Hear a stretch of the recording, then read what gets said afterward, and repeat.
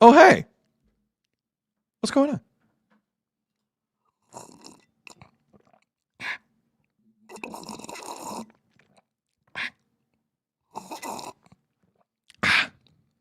Mike in the chat writes the following. Any suggestions for my audition for Cold Open this morning? To everyone in the chat who have begun this mini competition every day to have your comment read in this Cold Open portion of the show, we appreciate it. It's a lot of fun, and everyone's keeping it above the belt, except for the Santander stuff. But here's the tip. I'm not going to say it.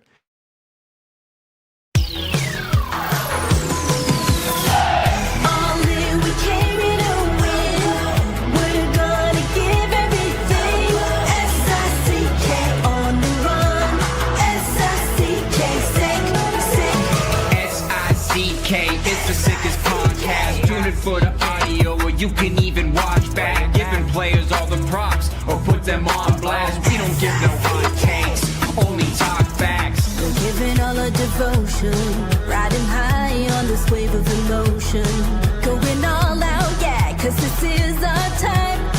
No, ain't no stopping us till we reach the finish line. All in, we came here to win. We're gonna give everything. S-I-C-K on the run. S-I-C-K, sick. On fire, we're ready to fight. We'll bring the house down tonight. S-I-C-K on the run. S-I-C-K, sick. Play it on the car ride, play it when you lounge.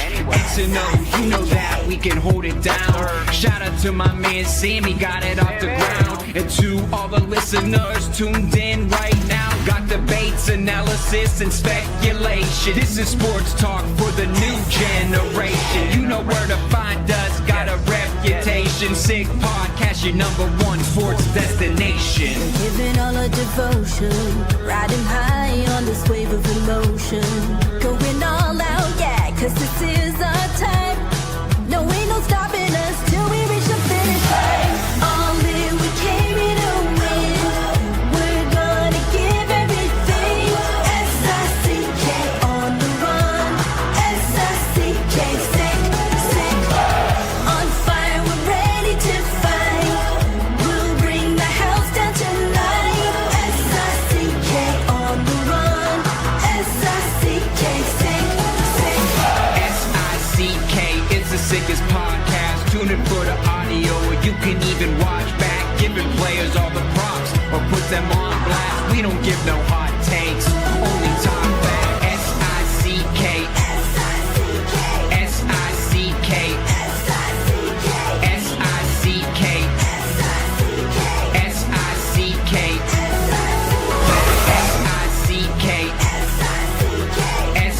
S-I-C-K, S-I-C-K, S-I-C-K, S-I-C-K. All in, we came here to win. We're gonna give everything. S-I-C-K on the run. S-I-C-K, sick. You are now listening to The Sid Seixeiro Show. Powered by Sick Media, the sickest Toronto sports show. Now, here's your host, Sid. All right. There's a lot going on here. There's a lot going on here today. Sid Seixeiro Show powered by Sick Media. Thursday, July 30th. It's basically almost Christmas.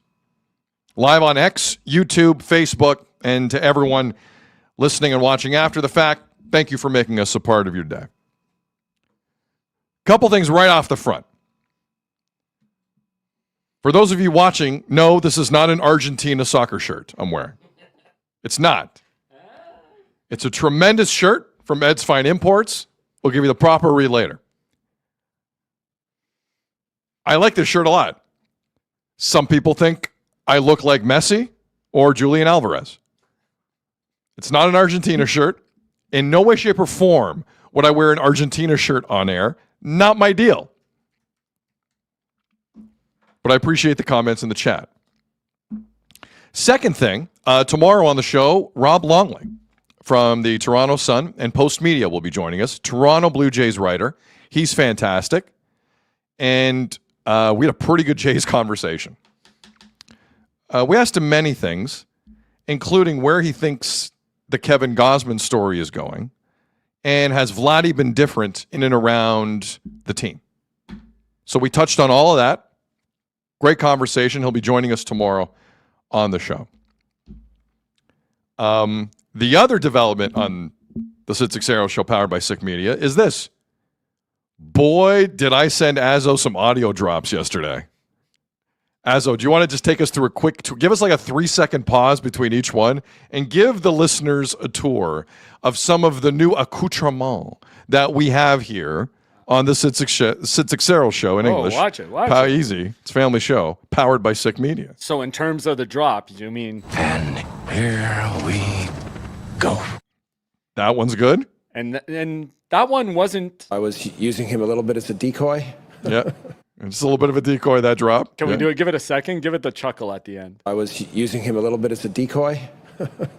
Oh, which is such an endearing chuckle from Jesse Marsh, who beat South African Qatar in the World Cup. What a legendary coach he is. You know what legendary. You know what that chuckle sounded like? How the spirit strengthens and grows. There'll be a certain spirit. Every year there's a certain level of spirit.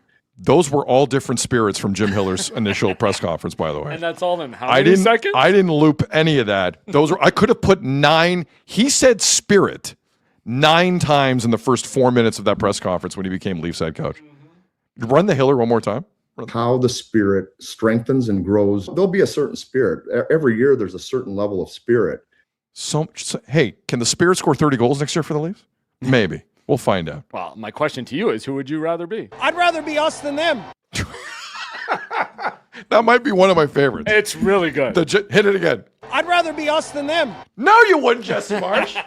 You liar face. And you know why we got all these hot drops? We've conducted due diligence, and it was deep due diligence. And we did the deep due diligence yesterday, going through all that. Michael, what is this? It's a day off for the Jays, and I think Schneider needs one. Oh, I think he admitted we it. have a lot coming your way. This does not feel like July 30th for us. It doesn't. There are shows in this town who can barely give you 7 minutes of content right now. I'm serious. We have two hours ready to go. No guests, buddy. None. We got 3 hours, and we're cramming it into 2. It's the chat, me, Azzo, and audio drops. Story time. Rather be us than them, right, Azzo? That's it. I'd rather be us than them. Rather be us than them. Let me know when you're ready. And here we go. Let's get to it. Hold on. I got one last story. Okay. Just happened now in the washroom. Is it appropriate to talk about washroom things on air? Yes, it is. You know why? My name's on the podcast. I will decide editorial. I got an elevator story. It might be grosser than your washroom story. Hit me with the elevator story first. This is today? Yeah, just today. So I ran down right before the show to get a second coffee because came in early for some reason today, whatever. Needed a second coffee. Some guy gets in the elevator with me, and I see him like kind of lift his leg weirdly. I'm like, what's this guy doing? And he gets off like way a lot sooner than me, and he just lowers his leg, says, "Have a nice day," and walks out of the elevator. And as I'm getting out, I'm like, what's that? You go sniffing? Well, no, I had to walk Your through. instinct is to go sniff. Like, No. that was gross. No, it hits you, and then you automatically What are you, like 1 out of every 3 National Hockey League players? What are you doing in that elevator? I was stuck. What do you want me to do? The smell hits your nose. Patrick in the chat. I felt like saying to the guy. You know what you say? Take it easy. Okay. One more time. Take it easy. Okay. You go. But like who? Like he's standing there with a knapsack, and you just see him slightly lift his leg. And Are you serious? I swear to God. And he was just getting off in like 2 floors, and then he's like, "Okay, have a nice day." I'm like, "You jerk." Anyway. Smurf in the chat. Is Azzo a beagle? Bloodhound Azzo, because there's 2 types of people in that situation. If someone clearly drops ass in an elevator, there's 2 types of people. Someone holds their breath, like they're that one scene in Dragon's Lair where they're just kind of trying not to die. And other people are like a dog in the field looking for like Sid. duck hunt that was just taken down from the sky. I was trying to do one thing. We've conducted due diligence, and it was deep due diligence. Next time, I don't need your due diligence if you're just trying to survive in the elevator. It was just Don't do that. It was a figure of speech of when it hits you. You automatically like, oh my god. Oh my god. Oh my god. Anyways, I'm sure that's Go to your washroom story now. Howard, beat that. Howard in the chat. Guy's marking his territory. I guess. Wow. Hotbox elevator crop dusted from Cleaton. But like, who then just do That's it? Don't lift your ridiculous. leg and give it away. Like, That's come on, bro. Mario in the chat. Deep doo-doo diligence. And he was getting off at the third. You couldn't just wait, bro. You couldn't wait. You couldn't know. I guess maybe he's going to a meeting. Can't take that into a meeting. Or hates Maltese people. Yeah, maybe. One of the two. That's not vastly different from my story. Okay, go for it. I can't. Yours might be worse though. Yeah. Here's my story. Michael, what is this? You know what this is? You know what this is? Guy at the urinal farting. Oh, same thing. The stall's right there. You pig, go in the stall. That is pretty bad. Literally, like we're both going about our business. I hear the. You jackass! Get at it's right there. That's gross. I couldn't believe it. But then again, I could believe it. It's a miracle you and I are both here right now. It's true. And we didn't just quit. Imagine it was the same guy. Maybe he ate Was it the something same bad. guy? No, that guy got off on a different fly. Hyper Bear in the chat. Sid Seixeiro Show powered by number 1 and 2. Christopher in the chat. I just slipped out. Yeah, that's not fair. Yeah, maybe. That's not fair game. I don't care if you're in the washroom. No. Did he apologize or anything? Don't enable this. Yeah, that's uncalled. Even if you're in the bathroom. We all need to be in the same side. Ferrari says, no, that's allowed. He's in the washroom. No, I don't think so. Not in the real part of the washroom for that. No, but no. Especially if somebody's beside you. No. A little bit of common decency. No. I disagree. X-Cron in the chat. The fart at the urinal is more common. Yeah, it is more common what happened to me than what did Hazel just say? What did you say? Neef's in the chat. This is the most serious sports talk show I watch. I just couldn't believe it. No, come on, man. But I think it's weird that Azza was like, wow, that guy's disgusting. No. It's like he's levitating. No, I was like this. I was giving you a sound effect for the smell hitting my nose. No, That's but you what it did was. deep due diligence. I did. We've conducted due diligence, and it was deep due diligence. If Keith Pelly was in that elevator, would he smell the fart? Probably. Or would he try and hold his breath and not do deep due You'd diligence? get an email about if he should or not. I don't know. Because Keith would do deep due diligence, 100%. We've conducted due diligence, and it was deep due diligence. I mean, thank God you did deep due diligence, not just due diligence. But the due diligence is just, okay, something happened here because I saw his leg go up like a jackass. That's due diligence. And he's standing at the front of the elevator, so you can't miss his leg slowly Sorry, going up. he's in front of you? Yeah. Well, no. Oh, no. In front and to the left a bit. Oh, no. Oh, my God. Oh, my God. Like, you can't miss his leg slowly raising. What farm animal was that person in that elevator with you? That's insane. And then to wish me a good day was the part I wanted to chase him wait a second. and punch him. So he lifts his leg, then turns to you and says, keep on trucking. And he leaves? The door opens, have a great day, and walks That's out. a felony. While he left me in there. That's a felony. A crime was committed. I'm telling you. Azzo's gone all next week with pink eye. Probably. Actually, Jesus. Yeah, I think it might be starting. Damn. Don't do that. We're just starting. We've already wasted 15 minutes of the show. And we have so much. I can't believe this. Okay. Okay. So that's basically everything that's going on. Yeah. Good start. Good start. Oh, man. I can't believe your story's way worse. Way worse. No more coffee runs for this guy before the show. The 6 Rod in the chat. Drive-by tooting. Man. Crop dusting is a great term, though. But Azzo, in that moment, I'd rather be us than them. I was using him a little bit as a decoy. I'd rather be us than them. I'd rather be us than you in that situation. Maybe it was a decoy. him Jesse listing he Marsh. loves. Jesse Marsh has a real point. Oh, it's a great. Okay, so So now you're up to date on everything that's going on here. Thursday, and that's the way it is. Thursday, July 30th, 2026. I got excited hitting the decoy button with the story we're about to tell. The new one. Yeah. All right, Azzo, let me, two things. I regret what just happened to you. Thank you. And secondly, and so does the chat. Contrary to the hilarious things I'm reading in this chat right now. There's some good stuff. Let me take a walk here for a second, Yeah. if I may. I love, it doesn't happen every day. I wish it did. I love when we get some breaking news during a live show. Love it. Absolutely love it. I know broadcasters who are afraid of that. I'm not wired that way. That's the fun part. The fun part is when things are happening and you are reacting in the same way as the audience depending on the level of story. Shock, awe, frustration, disbelief, whatever the emotions. Whatever the emotions. Any broadcaster who gets nervous by that, you are not prepared. This is not for you. I'm sorry. That's the good stuff. I think you appreciate that as a listener. I really appreciate that. Azzo loves it. Mm-hmm. Quite frankly, after what just happened to Azzo today, he'll love anything. There's breaking news and there's breaking that. Breaking bad. Breaking ass.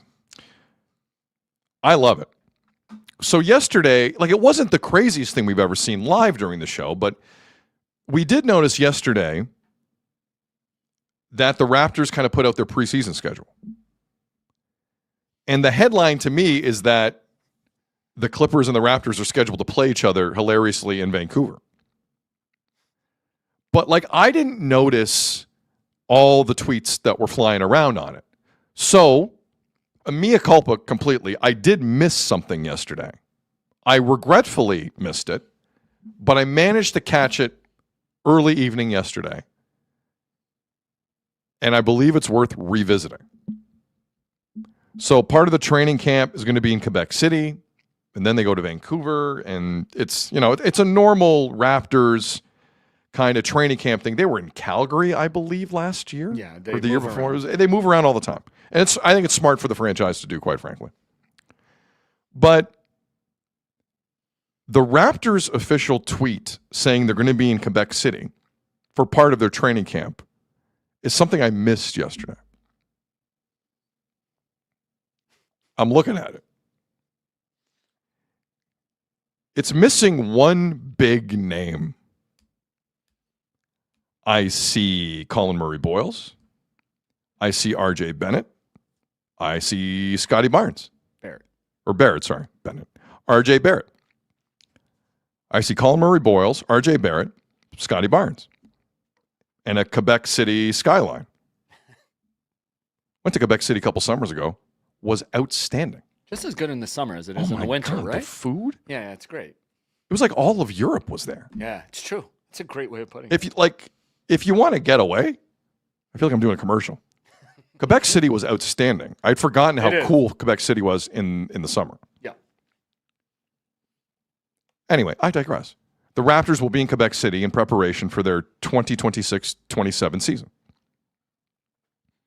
I see Barrett, Barnes, Colin Murray Boyles in the poster on the Raptors official Twitter account. No Kawhi Leonard. Nope. This is an official Raptors tweet. Okay? No Kawhi Leonard. Now, initially seeing this, one would say, well, the Raptors have put the Kawhi Leonard trade on hold. The deal was agreed to, as reported by Shams Charania, on June the 30th. The trade call tried to go through on July the 9th, we believe. And the NBA, politely, reminded the Raptors there's still a cap circumvention investigation going on about the Lakers and Kawhi. I don't know if you've heard, but hey, Bobby Webster, things could happen here from a discipline standpoint if you still want to make the trade, which would see essentially 2 2 unprotected firsts, a pick swap in the first 2 seconds, Grady Dick and Brandon Ingram go the other way to get Kawhi. You can still do that. It's up to you. You can still do that. Things are happening with Kawhi. We don't know where this is going, was essentially the message. So, considering the Raptors pulled back from that trade, in rather spectacular fashion, by the way. Those are 2 press releases I've never seen in my life on that Thursday, both from the Clippers and the Raptors. That trade has not gone through. So one would say, yes, it makes complete sense that the Toronto Raptors wouldn't put Kawhi Leonard on their Quebec City, Université de la Bouffe training camp promo. No Ingram, no Grady Dick either. Who cares? But no Kawhi. So then I'm like, okay. It is interesting, though, this Kawhi thing, isn't it? For one very big, massive reason. When will it end? As all the promo from the Raptors suggests, the season is kind of a little bit around the corner. Like you're starting to think about it. Training camps, you start to think about it. Eventually we'll get national television schedules with 38 Sixer games on them and LeBron. You start to think about it. And there was a report, I believe late last week, that the NBA do have all the information they need from the law firm they hired, Wachtell Lipton, out of New York, in terms of what went on between the Clippers and Kawhi and this tree planting company where Kawhi did no work. And there are folks in this town who have been trying to tell you, yeah, it's going to be fine. Everything's going to be fine. The Raptors will get their guy. I hope the Raptors get their guy. I know Raptor fans are dying for the Toronto Raptors, even at 35, to get Kawhi Leonard. As a basketball fan, I love Kawhi Leonard on the court. Who doesn't? When he plays. But when is this thing going to happen? I have people in this town saying, no problem. Raptors will get their guy. No problem. Well, hours after the Raptors put out their preseason schedule, a report from ESPN's Baxter Holmes is published. This is at 5 p.m. Eastern yesterday. And the headline goes like this. NBA inquiry into Clippers and Kawhi could go into 2027. Allow me to read some of this to you if you've missed it. First paragraph. The NBA investigation into whether the LA Clippers circumvented the salary cap to pay Kawhi Leonard could drag into 2027 if the parties don't agree on the findings or any proposed settlement that involves punishing the team, sources with knowledge of the case told ESPN on Wednesday. So hold on. Just so we're all clear, that paragraph tells you multiple things are happening right now, and they're all pretty serious. One, the NBA knows exactly what that investigation unearthed. Two, they believe it's serious. Three, they've told the Clippers about it and potentially Kawhi. Four, whatever the punishment is, the Clippers and or Kawhi or both think it's pretty steep. Five, there is now a negotiation going on to cut a deal on punishment to wrap this up. And the NBA is telling both the Clippers, Kawhi, and apparently some people in the media, if the Clippers and Kawhi don't play ball, Kawhi's not playing basketball in 2026 again. And God knows what it means for the Clippers. That paragraph is as damning as I've read in quite some time. And by the way, for the Raptors, you know what it means? A disaster. A fireable offense on Bobby Webster. That is a fireable offense if this trade doesn't go through now. Now, Like I mentioned, there are respectable people both in Toronto and in certain parts of the country who clearly are speaking to the Raptors and are getting the following message: it should be fine. It should be fine. Let me read to you the 5th paragraph of this report. One source with knowledge of the investigative process cautioned against the idea of any outside parties having inside knowledge of Wachtell Lipton's findings to date, or of anyone trying to speculate as to whether the length of the investigation signals what the law firm has or has not found.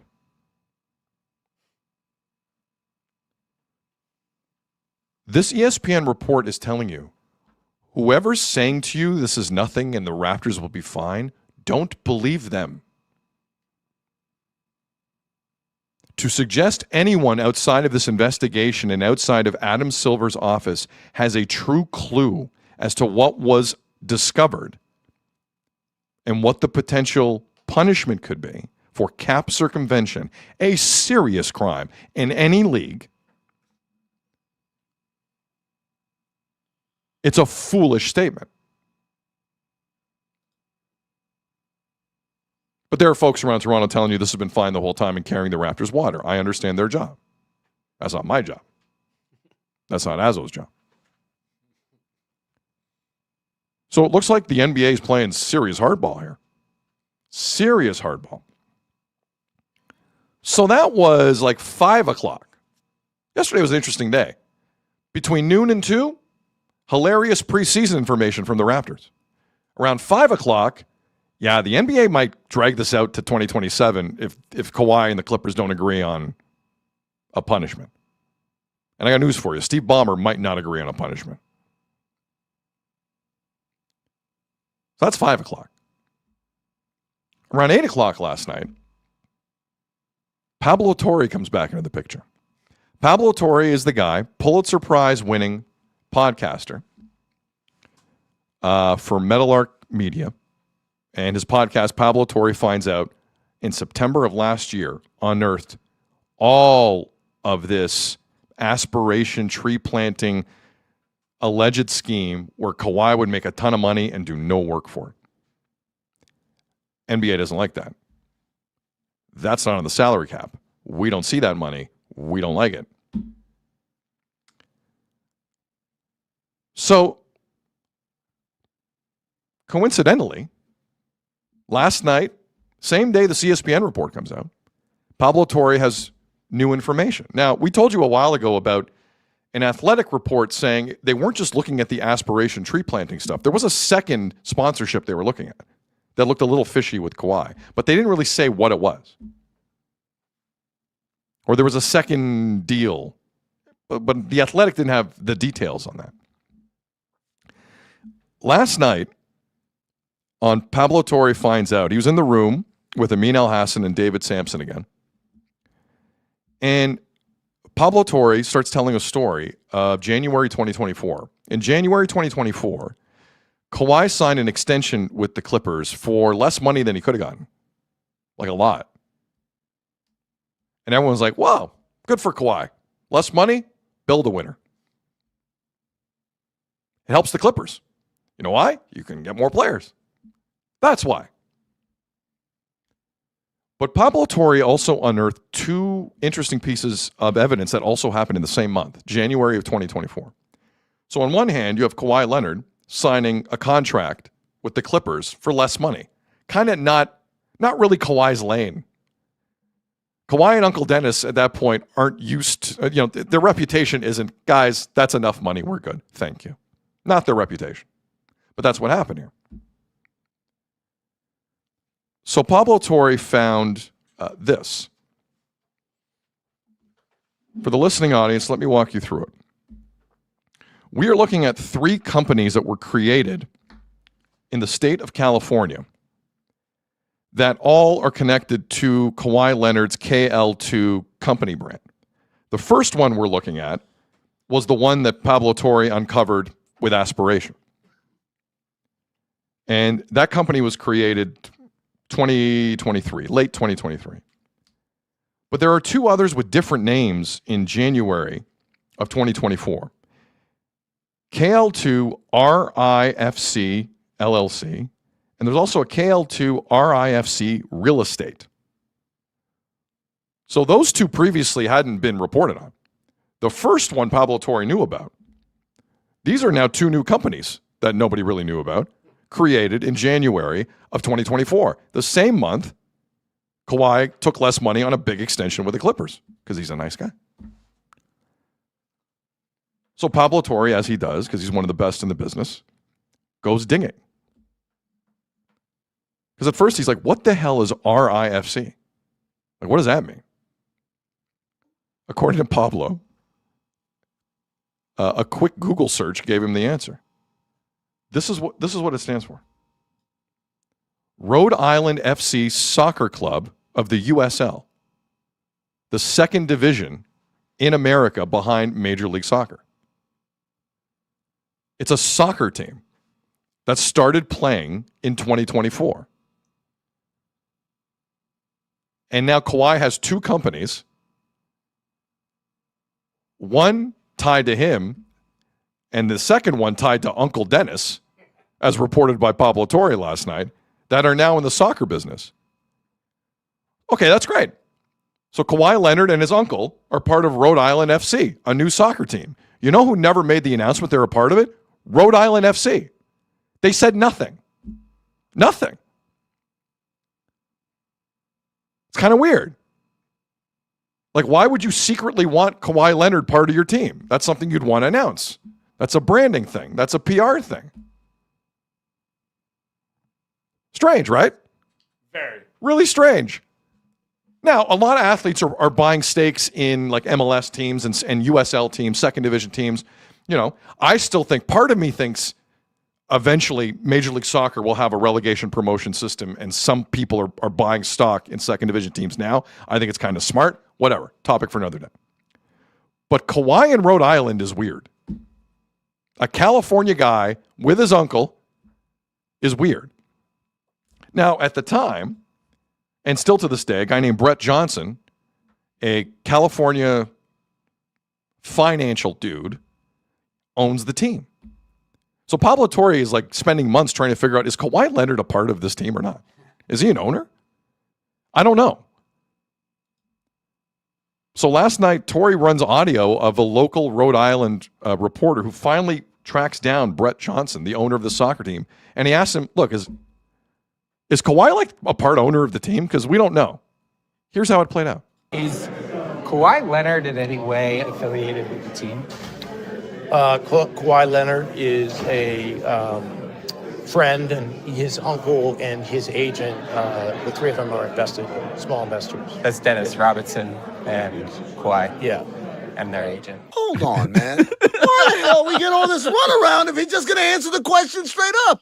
Well, I think it's very funny that Kawhi Leonard, in fact, is an unannounced, never-before-disclosed co-owner of this random-ass pro soccer club in Rhode Island, and that also, according to the team owner, Brett Johnson, he's a friend. A dear friend. A dear friend. But I think just as interesting is the additional fact that it's not just Kawhi who's an investor. Money-making Mitch is in this too. Brett Johnson says that his investment also includes, yes, Uncle Dennis, who would start DRR, RIFC Real Estate LLC in August of 2025. Big dad of small victories in the chat. KL2 Soccer, make a relax, Azo. Think it is?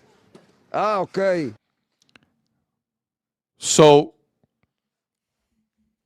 thank you once again to Pablo Torre and his team. That's unearthed last night, officially. And we have this strange story where Kawhi Leonard, the same month he took a pay cut from the Clippers, takes up secret part ownership of Rhode Island FC. Rhode Island. And I don't listen. Listen to the entire pod. It goes on to say that like the governor of Maine would make a trip to L.A. to watch a Clippers game, but on camera refused to say anything about Kawhi Leonard being an owner of the team.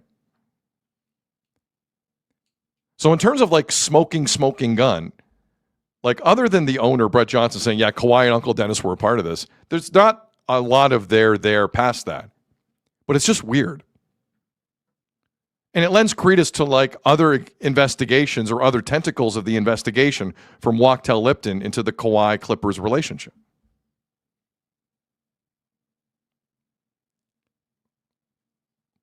All that to say this. Azzo and I have been very consistent on this show.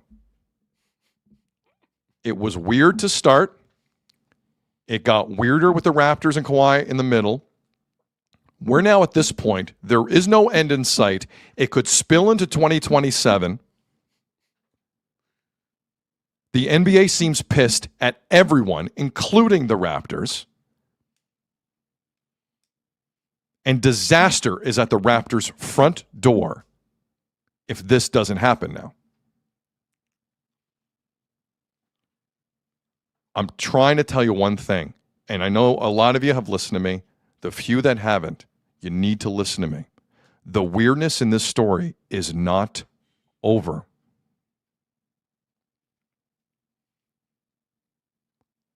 I don't mean this as a pun. Uncle Dennis, who is now no longer the agent for Kawhi, was a menace. He woke up thinking about money. He went to sleep thinking about money. Now, Kawhi is a grown-ass adult and also needs to take responsibility.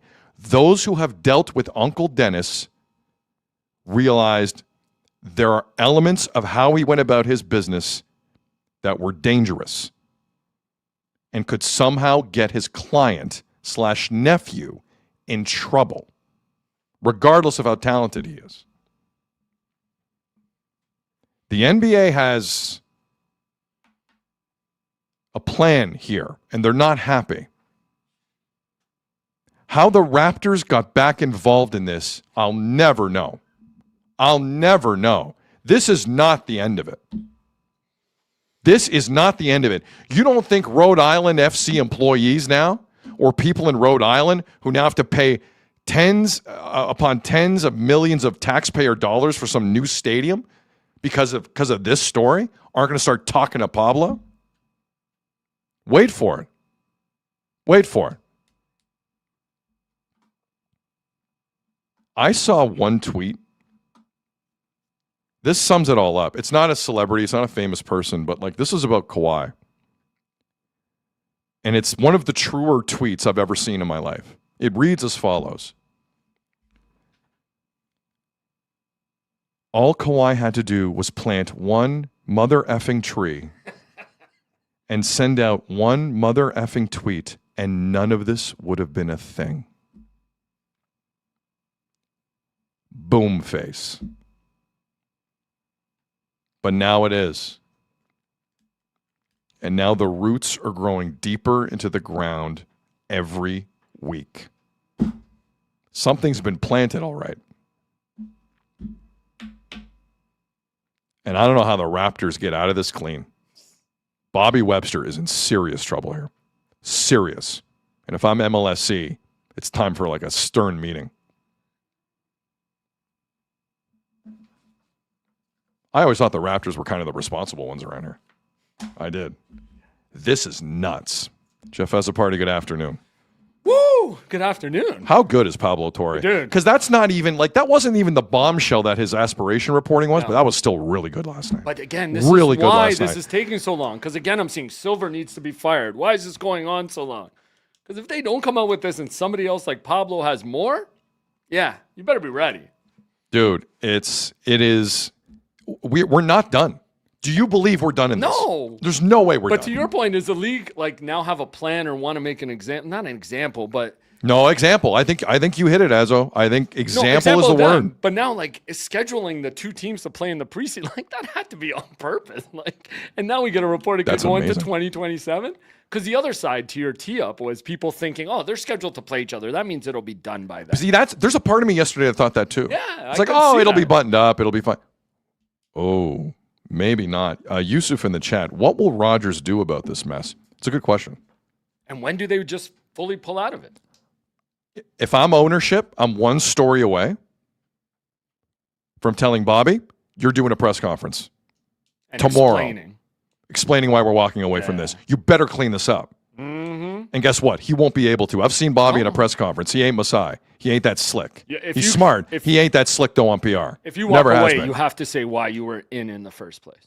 Bobby's always been like the trenches guy. He's not the face. He's not the PR guy.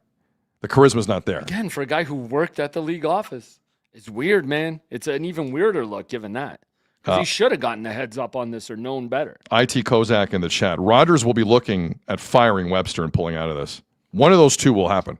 Yeah. Maybe both. So some people in that, it's just Uncle Dennis using Kale too. Don't tell me Kawhi didn't have to sign those. And you couldn't change it, then change it to UD. There's signatures probably on everything. That's what I'm saying. Everything. If it's called Kale too, Kawhi signature's on there somewhere. Why didn't they use UDRIFC? Like, so many other ways around this. To your point, planting one tree, sending out one text, changing the names of the company. Like, now everything's coming out. Gino in the chat. The timing of this investigation tells me the league didn't want Kawhi remaining with the Raptors in the first place. I'm starting to think the same thing. Really? Okay. I don't think they want him around at all this year. The Raptors are like you're having a really bad day. And the Raptors are that person that calls you up and says, listen, I got to ask for a favor. Like, do you have 5 minutes? Do you have 5 minutes? And Adam Silver's like, are you kidding me right now? What's on my plate? And you want to do this? Yep. Oh, no, sweetheart. No. And that's what I'm saying. On top of it, here, you know what? You guys play in the preseason. Let people talk about what you're doing, too. Like, it just seems weird that they're playing each other in the preseason. Why would the NBA schedule that? That's what I'm asking you. Is there part of the plan to embarrass them more? Is it an embarrassment play, or we think we'll have it buttoned up by then play? But for that to come out and then a report to come out that it's going into 2027, that's insane. Man, Steeler in the chat. Pablo Torre is the GOAT. Yep. I agree. Patrick in the chat. The league doesn't want the Raptors to compete with the Knicks. With Kawhi, I don't know if they're competing with the Knicks. With Kawhi. Couldn't get out of the first round. No. Just won a championship. But just saying. I Can the league make a deal with Kawhi to send him back into the league and he be like their inside source on the tampering that's going? Kawhi turned state? He works for the league as an undercover agent. Oh, there'll be states with Kawhi. Oh, I know. There'll be states evidence with Kawhi. Yeah. Boy, he really wanted to come to Toronto quickly, eh? Oh, yeah. Get out of the country? Something like that? Dude, what is about to come down the pike here? Like, what's happening here with Kawhi? Like, even if it's a half-game suspension or a half-year suspension, can all those games just be the road games for the Raptors? But there's like potential, like the taxpayer money that's been used in Rhode Island. It's crazy. The other thing Pablo Torre had last night to build this garbage-looking stadium, and they built zero housing around the complex, is insane. Like the state gave up $20-30 million like that. Well, that's why the owner had to say Kawhi's a part of it because he can't lie. He can't lie on tape or on camera or on anything. Dude, he had to say Kawhi was involved because then it comes back. I challenge. Let me get this right. I challenge any diehard Raptor fan who believes Kawhi is going to be a Raptor to listen to that last night. Yeah. It's an hour and like 10, 15 minutes. So the other thing that caught me, I challenge you to listen to that and tell me. I'm pretty sure Kawhi is going to be a Raptor. The guy said, though, Kawhi, his uncle, and his agent. So is there somebody else brokering this? Like, if there's a third person, too. Well, his agent and Uncle Dennis were always attached at the hip. Right. Uncle Dennis is like the hilarious name that we always go to. He had an agent that he also fired on July the 6th, by the way. He fired his uncle and his agent. But you can't tell me it wasn't all three of them, is what I'm saying. Like, what do you mean? Because people are just saying, oh, it's going to be Uncle Dennis takes it all. Like, but no, at this point, it can't if be. Kawhi has one signature somewhere on that he these shouldn't, companies, yes. Boom. And like he did Boom. know. When it's multiple Boy, things. how dumb are you to think Kawhi knew nothing of any of this? Boy, you're an ignorant human being. That's what I'm getting at. Boy, you are an ignorant. But that's what some Raptor fans are going down that road too. Like, but he didn't know. It was all he Uncle didn't. Dennis. You idiot. He knew everything. The fact that companies are all called Kale too, and his signature is probably on all of them. Everything. They had to tell. And he's getting some of that. We can't tell me he didn't get any of that money. Faisal in the chat. I'm hoping he didn't know, man. I think we all are. Christopher in the chat. Kawhi is so pure and innocent. Make her relax. KL2 can be anybody. It's true. Kevin L2. It could be a Kevin L2. Who knows? Oh, man. Kevin Lawrence II. Could be Kevin Lawrence II. That's it. A lot of KL2s out there. Drew Mega in the chat. Anyone can be dear friends these days. The guy who farted on Azzo is now a dear friend. by the rule, by the food chain rules on Earth, he now owns Azzo. Yeah. Azzo's now his property. Oh man, dude. I'm going to leave it here. We are not near the end of this story. No. Not near the end of this story. But again, in a weird place, if the Raptors get a 40-game suspension on Kawhi, no problem. No problem. I'm becoming more skeptical it's that clean. Yes. I'm becoming more skeptical it's that clean. But Again, I could be wrong. I could be wrong about all this. I've had a bad feeling from the start. Feeling from the start. Of course, and the longer it goes, the more that gets unearthed. But how do you not become more some skeptical? people haven't had a bad feeling from the start. You know some of those people. You said Christmas right around the corner. Then it's 2027. What's true. the big deal? How many games do the Raptors play before Christmas or before 2027? I mean, what, like 30-something? Must be, right? Late 20s? Something like that? Oh, my God. Well, the league- Kira in the chat, just walk away from this. Is there anyone in the chat who is 100% certain this is going to go through with the Raptors and Kawhi? I'm just curious. I don't have that frame of mind, so I can't say that. Is there anyone in the chat there? Because I'm not seeing it. I think so. I think people see this is funny. This is funny to me. Let me bring this up. The Mayor 99 in the chat, because I've heard Grange bring this up plenty of times. Ingram, Dick renegotiate the picks. A few people have said this. Yes. If I'm the Clippers, I don't renegotiate a damn thing. No, hell no. No. Either you're in or you're out. No. That's not. If you think that's how it's going to work, boy, the Raptors are living in a naive world if they think the Clippers are going to do that. Here's my other question. Nope, Before that's that not happening. preseason starts, do they have to make a decision one way or another? Does the league force them to make a decision before the league starts, or can all players just sit out until it's resolved? If it goes into 2027, what do you do? Do you have to make a decision on it before the season or the preseason starts? Raptors training camp this year begins September 29th. Saturday's August, by the way. It's August 1st on Saturday. Yeah.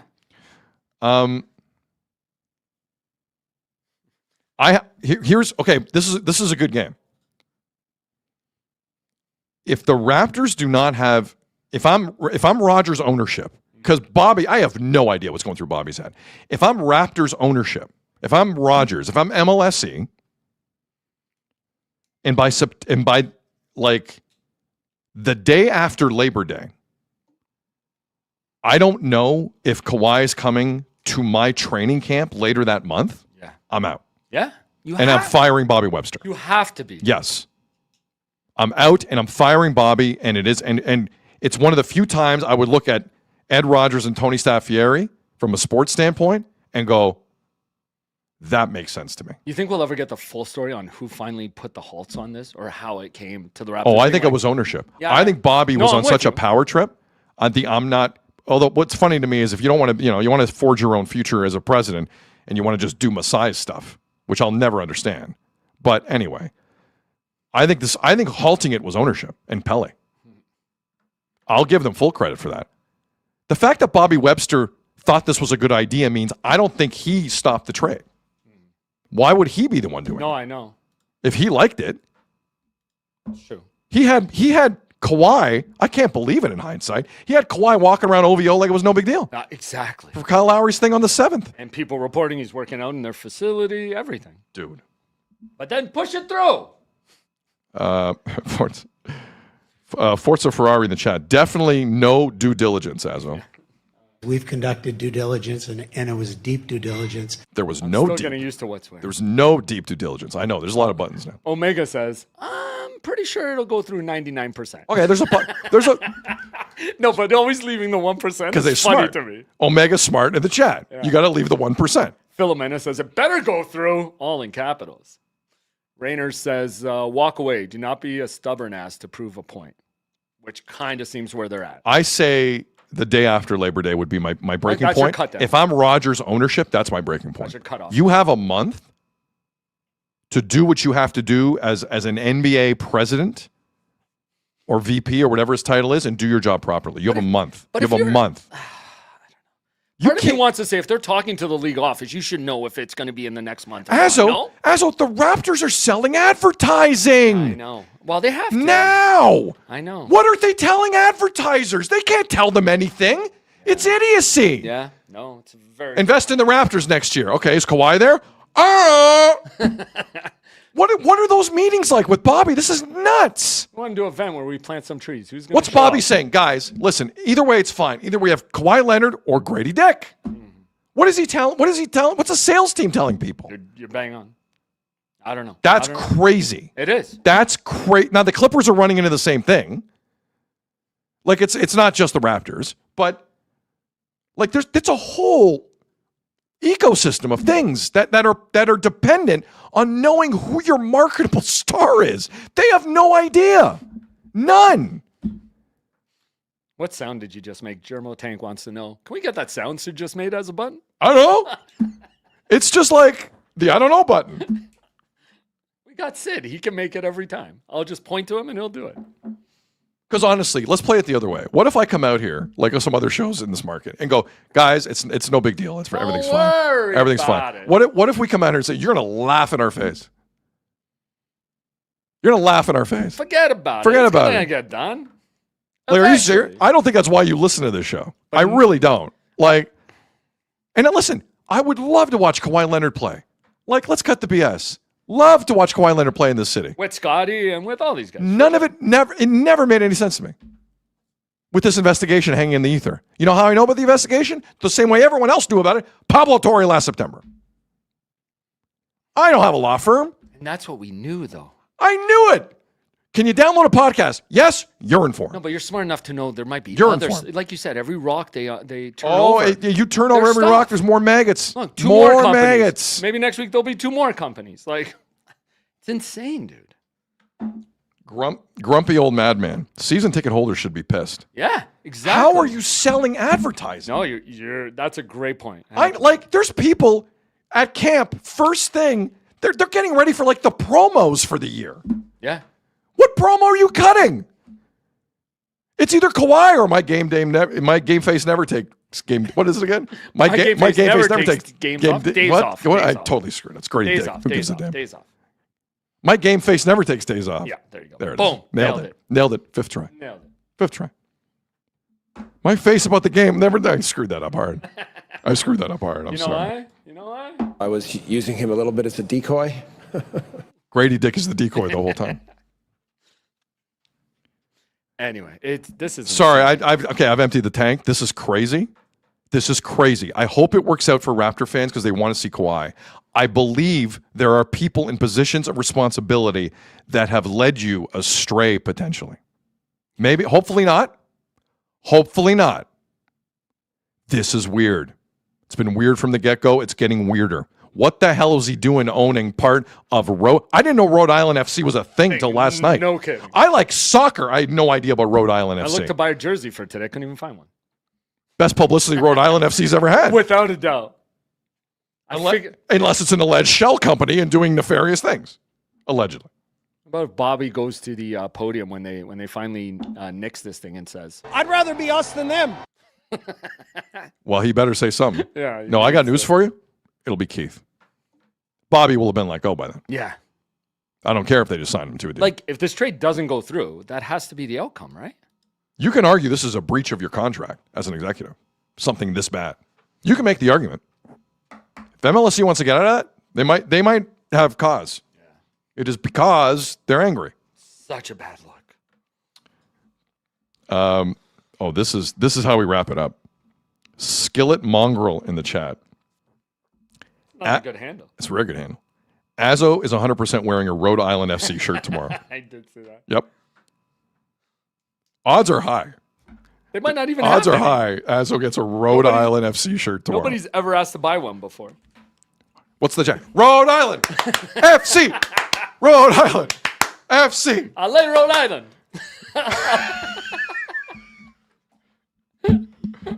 What's Rhode Island known for? I don't even know. We believe that we will win in Rhode Island. We believe that we will win. And the best part of that whole story last night, the stadium that cost like tens of millions to build is a piece of garbage. Yeah. The stadium is a piece of hot garbage. Next to a river that's dirty as hell. There's nothing around it. There's no housing around it. All the promised jobs and the housing, all this, nothing there. Like the stadium is trash. It makes BMO look like the Bernabeu. Like it's awful. I'm sure everybody be fine with it. Here's the chant. KL2! KL2! KL2! That is courtesy of Wally the Prof. That's Wally the Prof in the chat. Apparently good calamari and clam chowder in Rhode Island. Yeah, that I'm with you on. Jay Carr in the chat. Rhode Island FC 3, TFC 0. If they faced each other. The TFC rebuild, though, is complete. We have just completed a complete rebuild of TFC. If I'm Rogers ownership, this is no bueno. I don't like this. No kidding. I don't like this at all. How could you do this?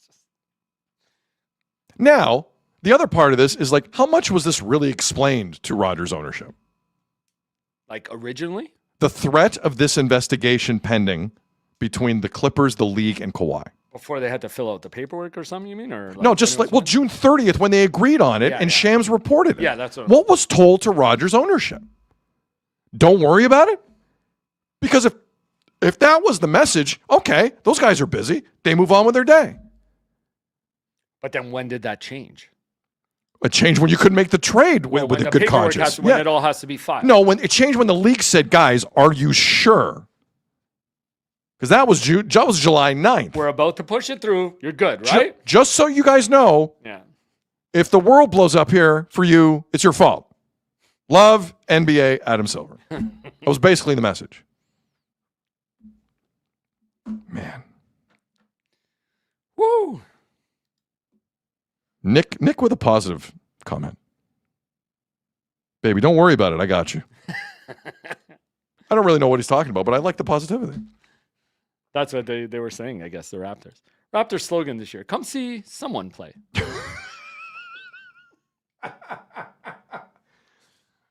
Someone's wearing number 2 this year. Come find out who. Raptors, 26-27 tickets now available. Oh, man. Wow. Okay, let's move on, shall we? Yeah. Because I got a feeling we'll be talking about this again. I guarantee you we're going to be talking about this again. But that tweet where if Kawhi plants one plant and makes one tweet, no one says anything because he looks like an employee of aspiration, and Pablo Torre walks away. Literally all it would have taken. Yep. He did nothing. Yep. Wow. Man, I have a lot of thoughts on that. Major League Baseball's trade deadline is next Monday, August 3rd. This Monday. Don't you say this Monday? Next Monday. But it's this upcoming Monday. Well, next Monday is next week. I always go the next week. You say this Monday? Yeah, I say this because it's it's coming up. It's this Monday coming up. Okay. How about this? How about this? The MLB trade deadline is this coming early next week. There you go. Nailed it. Nailed it. 6 p.m. Eastern. The Jays are 9 games under 500. Nothing's looked great aside from like 3 or 4 players. And wait, what? They won a series. They won a series. First one in how long? I meant to look this up. Hey, I'd rather be us than the Nationals after that series. No, didn't. Stuck. I'd rather be us than them. I don't know why it does that. Got to figure that out. I got to talk to Mark. It's weird how all the buttons are stuck next to Azza. Wait, what? What? I'm never in here late, dude. What are you talking about? It's a nice shirt you're wearing. It is a nice shirt. It's not an Argentina shirt for the record. I don't know. No, I don't feel like fighting a bunch of Spanish players right now. John Paul Morosi, before we came up today, had the following. Blue Jays and Phillies emerging as trade partners on potentially multiple fronts. Also, did you know the Jays and Phillies are spring complex neighbors? They are. So they know each other very well. Clearwater and Dunedin. Also, Azzo, how are things going for Don Mattingly and the Phillies right now? Oh, it might have. The script might have flipped on him over there in Philly. Fans are not really happy with him right now. They just dropped. They got swept by the Marlins. They got swept by the Marlins, who had lost 12 straight going into that series. The Marlins were Pupukaka. And Bryce Harper came out and basically said they need better players. Yeah, And- that's. I'm sorry. Bryce Harper's making $5 a game. Yeah. Better players. What are they paying Bryce Harper? Bryce Harper. Boy, does he complain a lot. Boy, does he complain a lot. Bryce Harper. And then Mattingly kind of downplayed the comments. And do you remember who the GM is of the Phillies? It's a Mattingly, isn't it? It is. Yeah. It's Mattingly's son. Yeah. So he's stuck in the middle now between the players and his son trying to make these. I thought. moves. You know what I thought you were going to say? You know who the GM is? Kawhi Leonard Maybe. of the Phillies. He just has No one knew. shares. Yeah, no one Kawhi knew. Leonard. So the Phillies have lost 7 of 8, and they're coming off a bad sweep at the hands of the Marlins, and things are a little weird.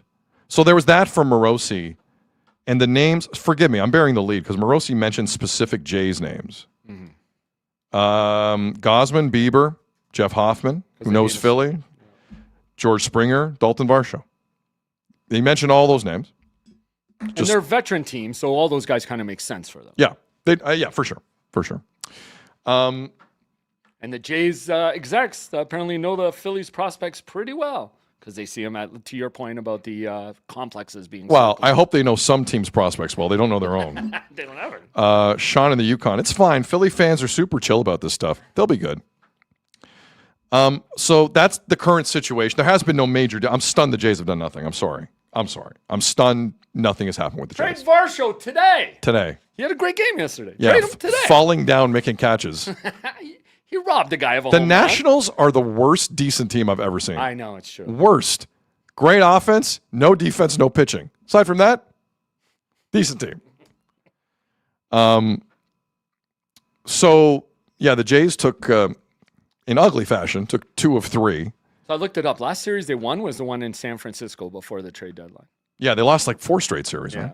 4 or 5. 4, I think it was 4. So after the game, Azzo and I are kind of sitting here, and some of the post-game stuff starts rolling in from John Schneider and Trey Savage. Trey Savage was solid, 6 2/3, 1 run allowed, walked only 4. He also turned 23 in the Washington. day before, I believe. Yeah, so on the same stretch through Washington, Max Scherzer turns 58, and Trey Savage turns 23. So there you go. Happy birthday to the Jays. Well, the best thing for me about you, Savage, was what do you go 6 2/3, right? So it's 20 outs. 10 of those outs were on 3 pitches or less. That's good. Because he had been struggling, right? Getting his pitch count. Well, he had up. 9 walks last time out. Yeah. 9. So I think he finally realized, like, it's the Dylan Cease thing. Stop chasing strikeouts. Go for the easy contact. Jake Harrow in the chat. Ross Atkins is doing his best Brad Treliving impression. Dude, I've been thinking that a lot. Is he just waiting? It's bang on. There's truth in them there hills. Yeah. Worried about that. So after the game, Azzo came in. We caught a little bit of it during Blair and Barker, but then Azzo came in today and said, "Did you hear Schneider and you Savage?" And I said, "Not really," because there was other stuff going on. We're going to play a bunch of stuff for you. But Azzo goes, "Boy, did those guys want to get out of there." And I'm like, "Oh, okay, hold the clips for the show." So, Azzo, the first one you have is John Schneider after the game? So I actually thought about pitching to you that we scrum surf through it because you thought like your Savage was efficient in the game. Him and Schneider were so efficient post game. Their answers were concise, short, to the point, truth, and then just move on. Yeah, but you can't scrum surf short stuff. Yeah, it's crazy. Can't scrum surf your short clip. Can't do it. But Schneider too, I don't even know how many questions he answered. The whole avail might have been like it was under 5 minutes. He mentioned the off day today at least 3 times, maybe 4, and how he was looking forward to enjoying it. But these are 2 short clips you have, right? Yeah. So this is the very last question of Schneider's. And usually he gives he'll say something funny, he'll give you like that hearty laugh. Listen to his laugh at the end of it. Yeah. It's like even a tired laugh. Like to me, Schneider just sounded so tired in his post yesterday. Let's hear it. So this is the last question. It's from Shai Davidi, and he was asking him because I don't think you brought it up yesterday. They hadn't announced the starters for this home series versus the Cardinals. Because it's the trade deadline's close, and you got to be careful. And you saw what Max and Shane just did in their last starts. Like, are these guys getting put back on the mound? Oh, why not? Like they care. Throw them back out there. Like you think the Jays are starting a 42-year-old. They don't give a damn what anything looks like. You're about to Throw 'em hear out there. I think you're right. Listen to this. So Shai asked him the question, what's the rotation looking like for the weekend? Starters for the weekend? Staying on turn, whatever that is. Man, I've enjoying tomorrow, but we're just staying on turn. Thank you. Like Schneider's now delirious. Oh, dude, it sounds Delirious. right? Doesn't he sound like it? Yes. Yeah. We're staying on term, whatever that means. All he basically didn't say was, we're trash. Yeah. That's all he didn't say. Dude. That's like. And you should hear some of his other answers. Like they're short and then just to the point and just like, can I get out of here? So Again, whatever that means. So But we're you said staying on term. you Savage was also pretty short. Now Trey Savage, I have to say, is sometimes hilariously short with his answers, to the point where I think it's amazing. Not rude, but just amazing. So was he just tired, or was he typical Trey in this? Like, what would you say? I would say a bit of both. A bit of both. All right. And you'll hear it in the last answer because there's 2 questions here. This clip is like 12 seconds, and the questions are longer than his answers. And he gives 2 answers, but listen for the second one specifically. Here we go. This year, you've gone beyond 6 into 7. I was wondering, what are you maybe learning about how to get deeper into the games and pitch that ball? Yeah, it's just throwing a lot of strikes. Like I've been saying, just a lot of weak early contacts. Does it feel like it's gratifying to provide a win at a point when you guys are scrapping for everyone and you're hoping to salvage something in this last couple of months here? Yeah, I needed this, and the guys needed this. Take this win to the off day, get to relax, and then be ready to play on Friday. But they are grabbing onto this off day. God. Like it's New Year's Eve. Right? Boy, do they want this off day. I needed this. The guys Holy needed cow, this. Man. Let's just go enjoy the off day. Holy cow. Well, it's funny. Like they're done. I'm sorry, guys who call into Jay's Talk and still think there's a chance to save this, or all they got to do is make the postseason. They're done. Those are interesting to me because of the next thing we have. Yeah. Yep. And you heard John Schneider there, and listen, he talks every day, twice a day.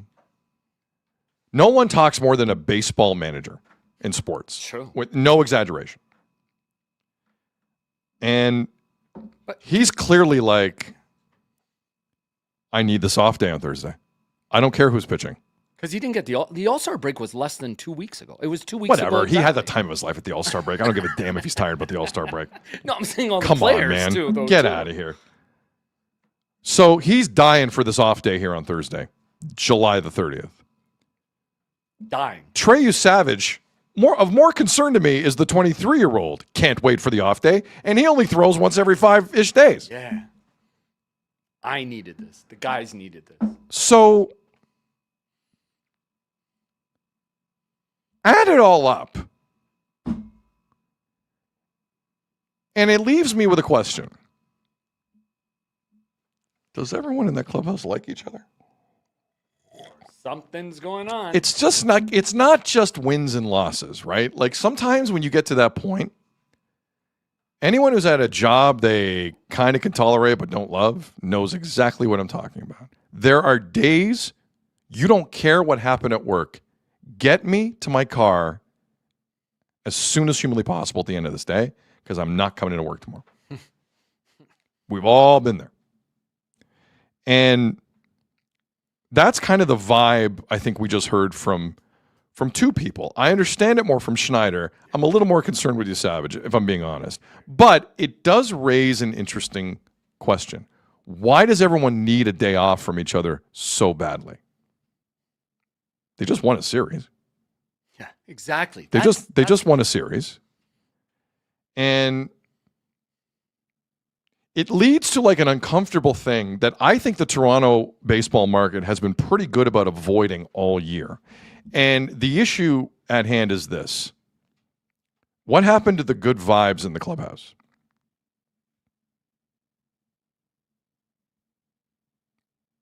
Once upon a time, Addison Barger and Davis Schneider were on a couch. Big story. What happened to that? It just feels like it's different now. And not just the losing. Like, again, I've said this a couple times on the show. Like, somebody Gator-rated Louis Varland at the end of that game talking to Hazel yesterday, and Louis Varland did not like it. At all. At all. Fired his glove at somebody. He just pitched 2 innings, picking up everyone's ass. Little respect.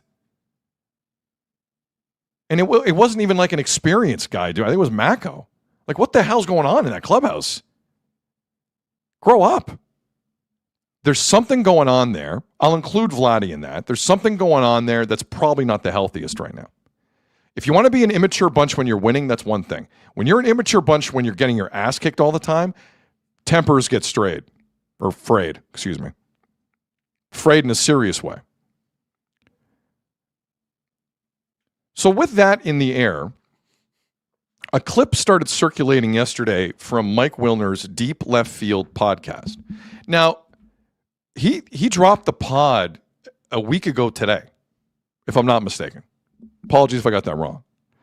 But Mike Wilner talked to a slew of people in that pod, including Kevin Gausman. Now, Kevin Gausman, we've heard him talk about how much he wants to stay in Toronto and this and that. And obviously, he could be dealt here anytime as a pending free agent ahead of August 3rd in the trade deadline. Because this postseason, last time I checked, last year was pretty damn good. I think teams are really looking at that. But the conversation that Kevin Gausman had with Mike Wilner in that podcast a week ago opened a door to clubhouse issues unlike any door that's been opened this year. To be honest, no door's been open. I've been pretty good about it. I think once on this show with Azzo, I said, what's going on in the clubhouse? Once. I didn't revisit it. I don't have any, I'm not privy to anything. But I'm like, what's going on there? So we're going to scrum surf a little bit here of the conversation between Wilner and Kevin Gausman. And boy, what is the Latin phrase for there's truth in wine? What is that? What is the Latin phrase on that? In vino veritas. That's the term. Of course. There's truth in wine, which means you give someone a couple glasses, you get the whole story. Well, if you sometimes take a future free agent who's a little annoyed and pissed off to the side, you also get the truth. And that's Kevin Gausman. In free agent veritas. And we're going to start this. And Azzo can stop it where he wants. I'll stop it where I want. And that's how we do scrum surfing here for those who don't know. We're just going to let it run clean, and we're going to interject when we feel like it. Okay, I agree. Do you allow it? Yeah, I allow it. As the guy running the board, Azzo really needs to be on board with this. Pardon the pun. So this is the podcast that was released a week ago today that's really picking up steam, and you'll hear why here in a second. Kevin Gausman, Mike Wilner, on what's kind of gone wrong here this season.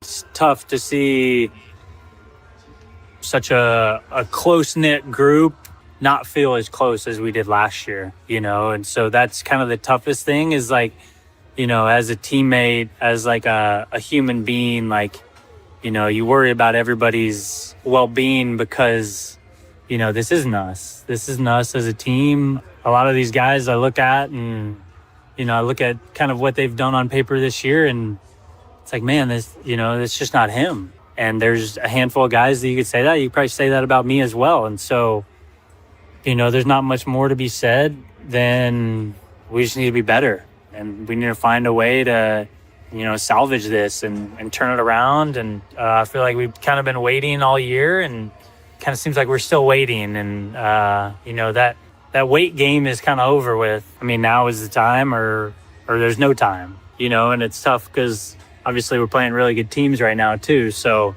yeah, you know, but that's kind of like the nature of the beast is that, you know, of course we're playing really good teams right now. You know, that's kind of the way it goes. Like this game is never going to be easy. When you're going at the worst time, like you're going to face the pitcher, the hitter that owns you the best. You know, that's just kind of the way it is, you know, but we just got to find a way to kind of get back to being the team that we know we can be. You know, and I think that starts with like us as a core first. And then everything else that happens on the field is just an extension of that, you know, but we're just not nearly as close as knit of a group as we were last year. And obviously winning helps that. You know, last year in our 12-game win streak, like loved every single guy on the team, you know, so you kind of got to take that in strides. But yeah, you know, every single person here is frustrated and annoyed, mad. But it is what it is. Like this is the group we got, You know, I still believe in every single guy in that room. Sheldon in the chat. I wonder who he's talking about. Does his name start with a V? I mean, look, this year has gone so pear-shaped. There's one obvious first target for all criticism.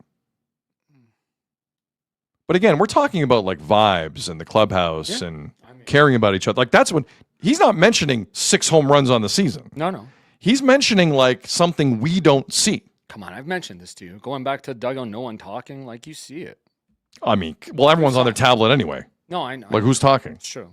Or writing down notes, popping. Like, okay, so he's opened this door. But my question is, when did this start? Was it the defeating, like how they lost that World Series, and you hear guys crying on their way home, or not losing that feeling? How long that sat with them of losing that game? Did they not sweep the first series of the year against the Athletics? Yeah. Was it when Cody Ponce got down? We said you could kind of see the life get sucked out of this team.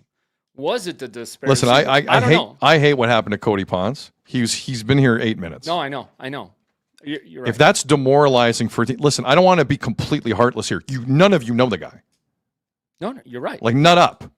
And was that first series because you saw the banner raised? You were reliving like the greatness that was last year, that great run they went on. And then once that series ended, back to reality, you are who you are. When they kept being told, move past last year, forget last year, bring something new this year. Slosh Hogger in the chat. Bad omen from the first week. You know what the bad omen is? They put the ALCS championship on a half banner. I'm only half kidding. Yeah, I know you are. So he's like, what you've heard is interesting. He goes even more into it. Yeah. And in the staff that's leading them. And so, at least you can go to bed knowing that. There's a lot to pull out of that what you just said, but that's all right. But the biggest thing is that the team's not as close as it was last year. And you're right, winning certainly does breed closeness. And I guess losing takes things the other way. But is it a matter of people being frustrated, people going off into their own corners to try to deal with their own stuff and get back to where they feel like they could be? Is it just a matter of guys, wanting to get the taste of the losses out and just going their separate ways as opposed to staying and hanging out? Yeah, I don't know. I wish I had like a definitive answer for that. I think it's a mixture of a lot of things. I think it's a mixture of frustration. I think it's a mixture of, feeling like we haven't kind of been at full go from, week one, to be honest. Yeah, and I think it's guys, maybe trying to go a different way to kind of find themselves. Or listen, it's not anybody's fault. Like, I don't think we necessarily have the characters that we've had in the past. Max hasn't been around as much. I think losing Bass was maybe a little bit bigger of a loss. I want to correct the record on that. I know he's been hurt here and there. The one guy I always see in that dugout, I'm sorry, it's Max Scherzer. Yeah. So don't tell me Max hasn't been around. Okay. I just want to correct. Am I wrong in that? No, Max Scherzer is like the most visual guy in the dugout talking. I mean, like Treyu Savage has had to move down the dugout 5 times to get away from Max Scherzer. Like, it's always Scherzer. So please don't tell me the Scherzer effect he's not around. Yeah, okay, on a rehab assignment, maybe he's not around. He's supposed to be that serious guy who brings the energy. Like, the Scherzer thing I don't buy, with respect. He hasn't left. He literally has not left. The 41-year-old walked through the door and said, I'm back. And even when he was hurt, guess where he was? Top step. He's right there. That one kind of annoyed me. I tried to rewind it a bit because he says some names after that I think people should hear. Well, Kier in the chat's already mentioning Bo. Yeah. I forget if he, you know what? I won't give it away. Let's see if he mentions Bo. We haven't kind of been at full go from, week one, to be honest. Yeah, and I think it's guys, maybe trying to go a different way to kind of find themselves. Or listen, it's not anybody's fault. Like, I don't think we necessarily have the characters that we've had in the past. Max hasn't been around as much. I think losing Bass was maybe a little bit bigger of a loss than we all thought it would be. He's a guy that definitely kind of brings the pitchers and the relievers together. I think it more so has to do with just everybody feeling frustrated. Chris Bassett, in case someone doesn't realize who he's talking about. I just want to correct the record. Go ahead, Az. But, okay, no, since you stopped it there, because he's the one who brought the starters and the relievers together. So is there a divide there on how much weight the relievers had to carry this year? Or is there a divide between the pitchers and no offense? Like, what do you mean he brought the relievers and the starters together? Like, was there some bad feelings there about how short they were going? That seemed a little bit weird. I mean, look, if there's going to be bad feelings inside the clubhouse in terms of a group of people, there's going to be a lot of folks kind of mad at that offense. Yeah. Like, why did that one I don't quite understand. No, but starters and relievers specifically. Like, or the relievers just feel bad because they're all overworked. And that's not on the starters. Yeah, but some of that's on John Schneider too. That's what I'm saying. It's not on the starters, but the fact he brought up Bass used to bring together the starters and relievers, that seemed a little bit off to me. Odd, I should say. Look, I think Chris Bassett was definitely a veteran guy that you could use. Yeah. I still believe in terms of the stuff he was giving you. Although he pitched very good down the stretch in the postseason. He did. Despite losing, he wasn't a starter anymore, obviously, but he was a very honest guy, and he was. I did like his honesty a great deal. Yes, and when it was time to get serious, and it was about winning, he wanted you to. Like, he went out there every day, and you couldn't mess around with him. It was get to work. Right. You know, he's a guy that definitely kind of brings the pitchers and the relievers together. I think it more so has to do with just everybody feeling frustrated, maybe even frustrated at each other. Maybe those times last year where, you know, we could kind of wanted to be around each other a little bit more, you know, maybe that's not the case this year.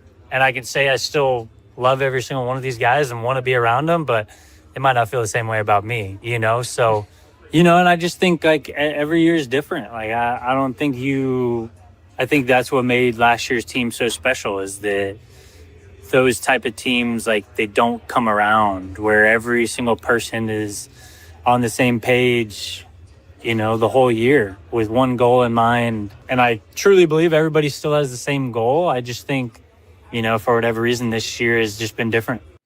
That end was very interesting to me, especially the part where he says, and maybe most guys don't want to be around me. Because from day one of spring training, I think Gausman tried to be the leader in that locker room, tried to step up where Bassett was.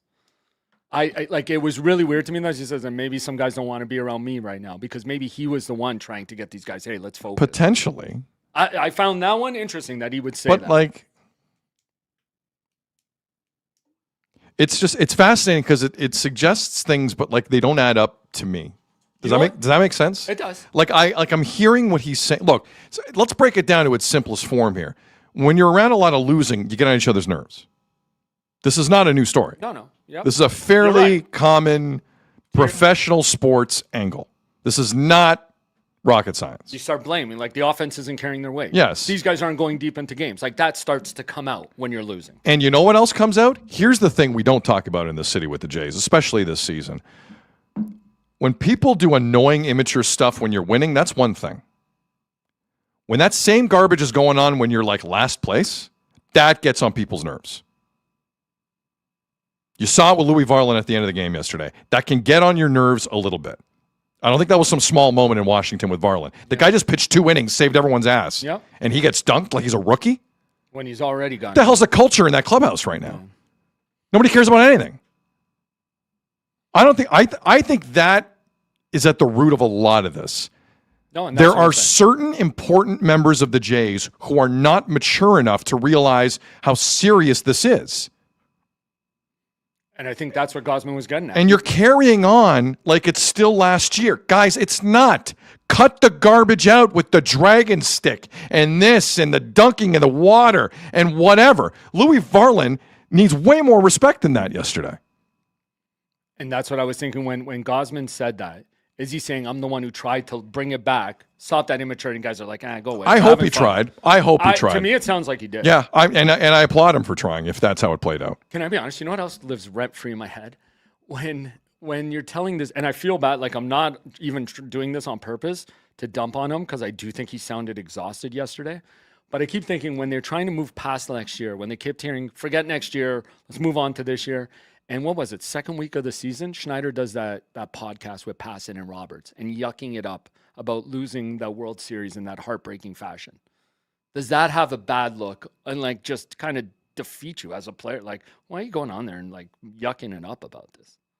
That one, like, dude, I'm not on the team, and you know where I stood on that.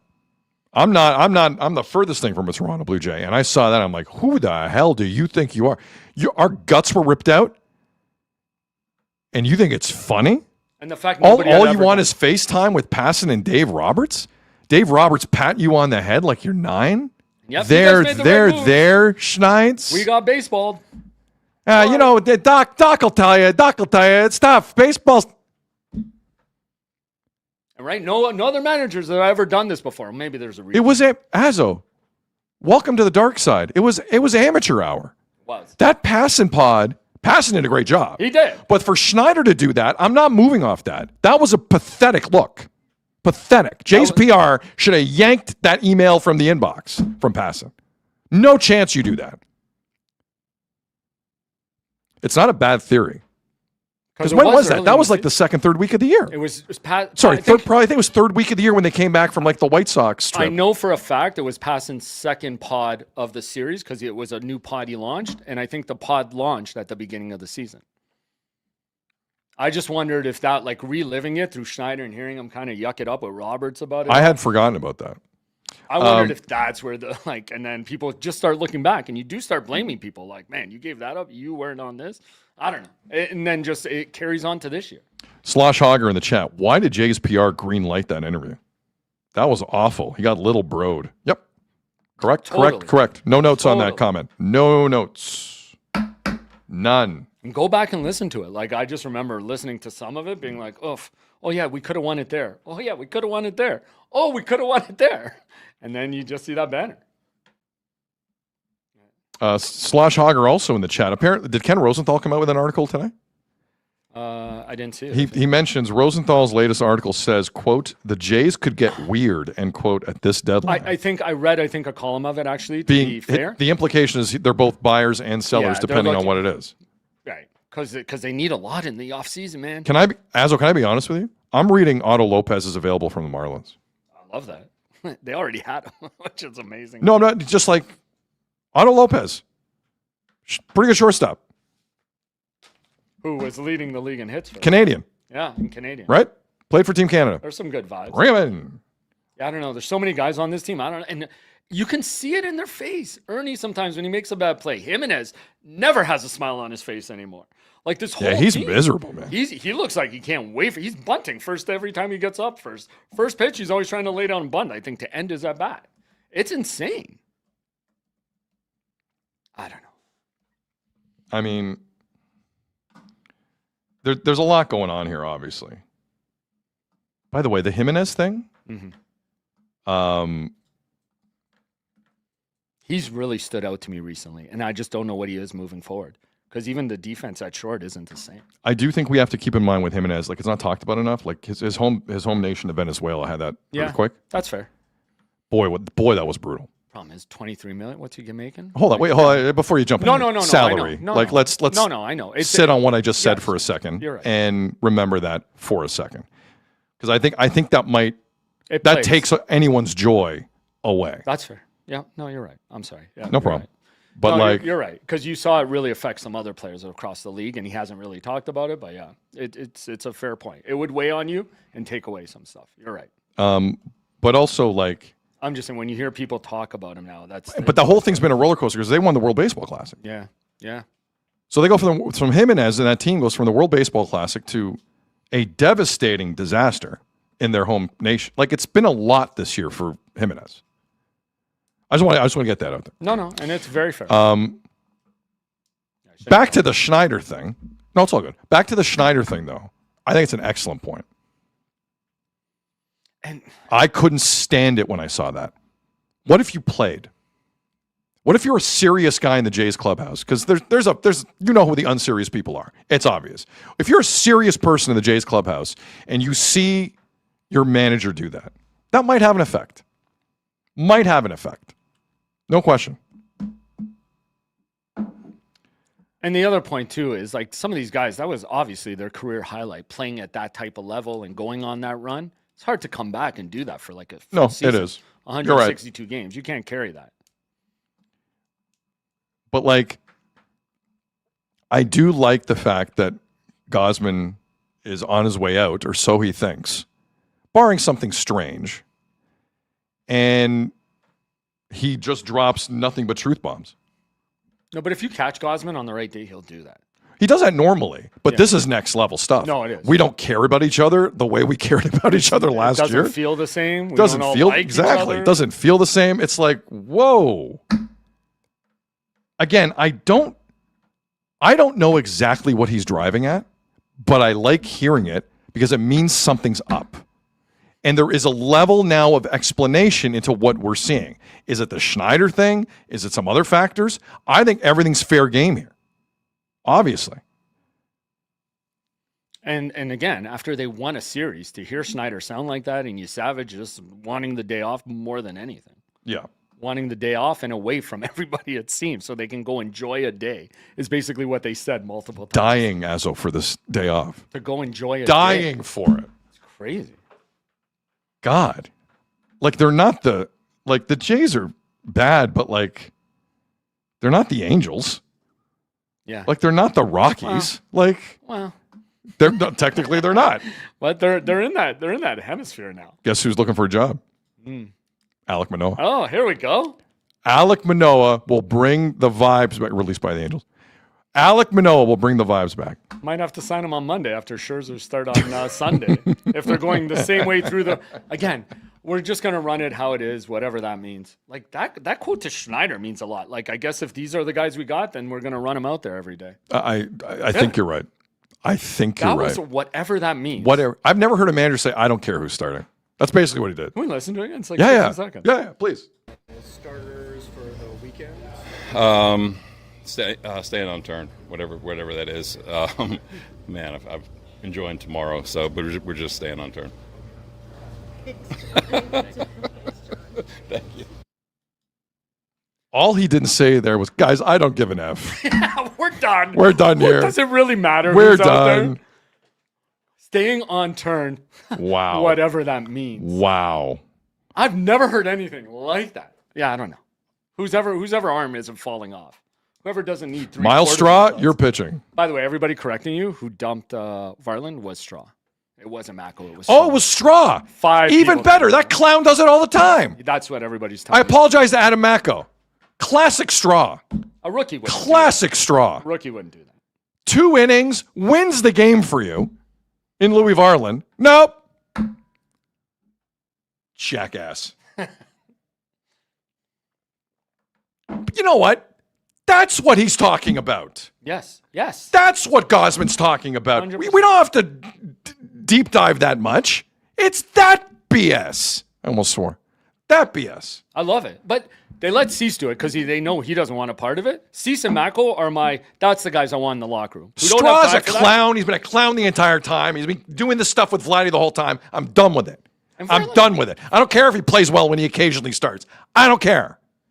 Did you see how happy Varland was to do that and wanted to give Hazel real answers, and his family's right there watching? Just let him have the moment. Unbelievable. Guys. Seriously. Unbelievable. Again, Varland and Cease are off limits with that. Just leave them, and those are the guys I want in the locker room, in the clubhouse. It's unbelievable. I agree. All right, we just fixed the Jays. Good job, Azza. Not really. Good job. Still a lot of questions before Monday. Steve in the chat. Sid, is this the final straw? And I like it. Walsef, is that how you said that? Says Michael, what is this? It's a day off. Yep. It's a day off. Much needed day Enjoy it, Schneids. Maybe call up Doc in LA and have a conversation about good managing in the World Series. Blue cheese over ranch. But guys, Straw is one of our best pitchers.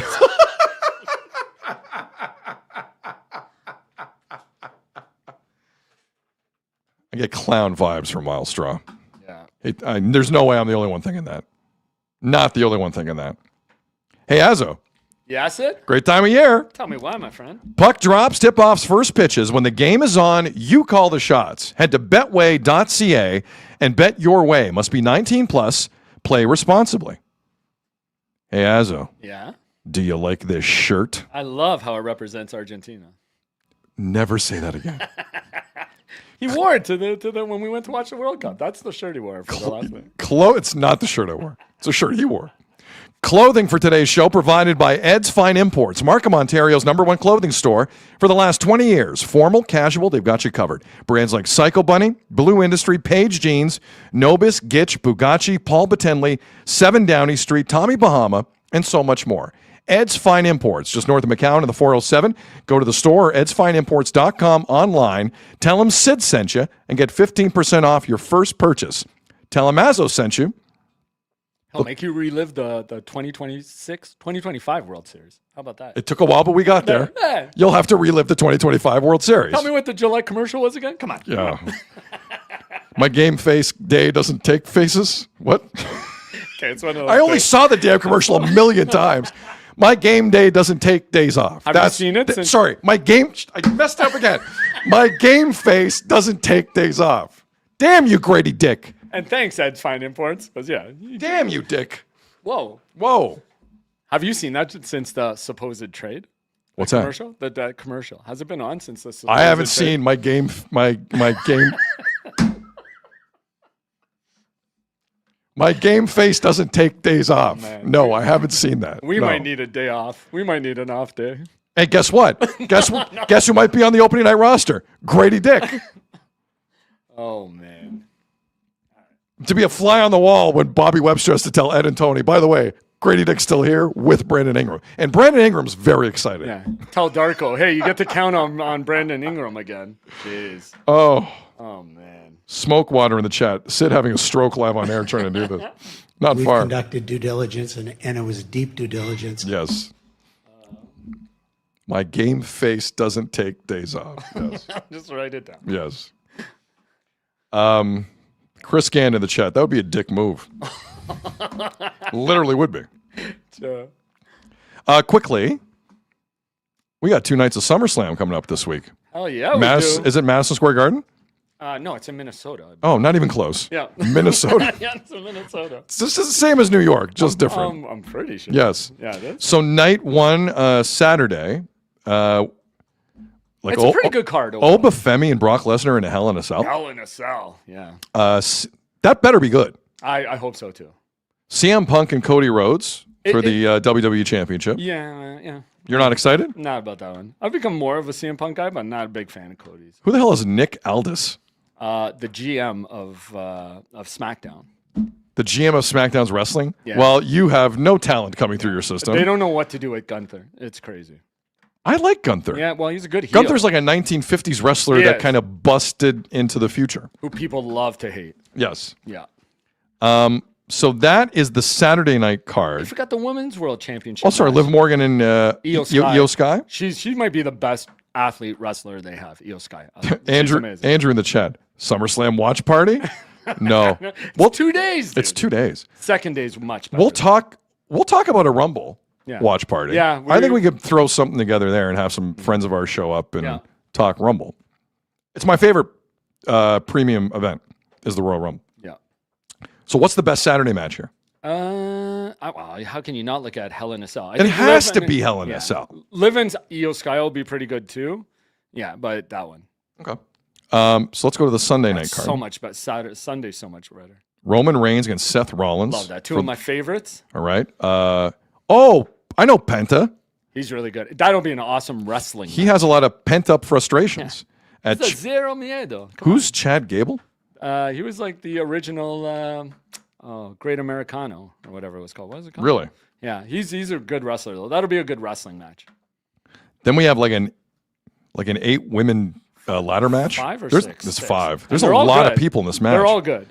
That's going to be good too. Ladder matches with the women are awesome. Danhausen against Dominic Mysterio. Yeah, people are starting to get over that. They're trying to push Danhausen. Human Money's on a pole match. Is that what that is? Yeah. What the hell does that even mean? Because Danhausen stole Dominic's money. He offered him money to curse somebody, and it was Oba Femi, I believe. And Danhausen refused, but he still took the money, so he's trying to get the money back. It's a bit of a work.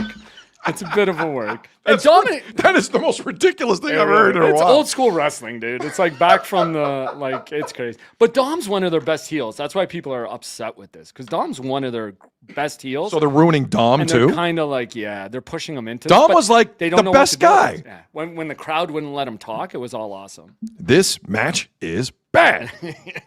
But don't sleep on that ladder match for the women. All those girls are Okay. awesome. And Sammy Chelsea Green, Canadian. She's funny as hell. Sami Zayn against Finn Balor. That'll be another good wrestling match. How many heavyweight titles do they have now in wrestling? 2. Hold on. One for Monday, one for Friday, pretty much. No, but I'm seeing. Hold on. That's an Undisputed WWE Championship, CM Punk, Cody Rhodes, Saturday. Then I'm seeing World Heavyweight Championship, Roman Reigns, Seth Rollins. That's 2. Then I'm seeing it's a number 1 contenders match. Singles match for the World Heavyweight. Okay, maybe I'm reading this incorrectly. Yeah, it's and a then number 1 Sami contender. Zayn, Finn Balor. Oh, sorry, that's the number 1 contender match. I'm sorry. Yeah. Is Finn Balor still doing the thing? Yeah. Is he going to, okay. Not the demon. He just does his thing. I'm dying to see this because there's a lot of speculation. People like, because Sammy had like that 8-day title run, 9-day. But people are like, oh, what they have coming up from him, his storyline is going to be crazy. Callie And Sammy can be good. Sammy's good. Callie Cranston in the chat. Bring back the 24/7 belt. Yeah, it's true. Do you like the 24/7 I belt? did. It was pretty funny. Okay. So what's the best match on Sunday night? I mean, I love Reigns and Rollins. They're 2 of my favorite, but I think Penta, Chad Gable has a chance to be a classic. And the women's ladder match, again, how do you not love a ladder match? And with 6 of them in there, like Julia's really good. Lash Legend is a huge athlete. She's awesome. I think she was in WNBA or something for a while. So you think that sneaky could steal the weekend? Yeah. That match? Yeah. Really? Without a doubt. Without a doubt. And yeah, Chelsea's Canadian. She's taken some big bumps in ladder matches before. Jade Cargill's a beast. And Tiffany Stratton's good too. She's a great athlete. I'm still laughing at human monies on a pole match. Yeah. That is ridiculous. That's because that's what Danhausen calls it, human monies. Is this the last great push for Danhausen this SummerSlam? Because I feel like it's slowing down a little bit. Yeah, definitely. Just a little Well, bit. they're pushing. They're over pushing too. Andrew in the chat. Sid and Azzo, Hell in a Cell. We know how that would go.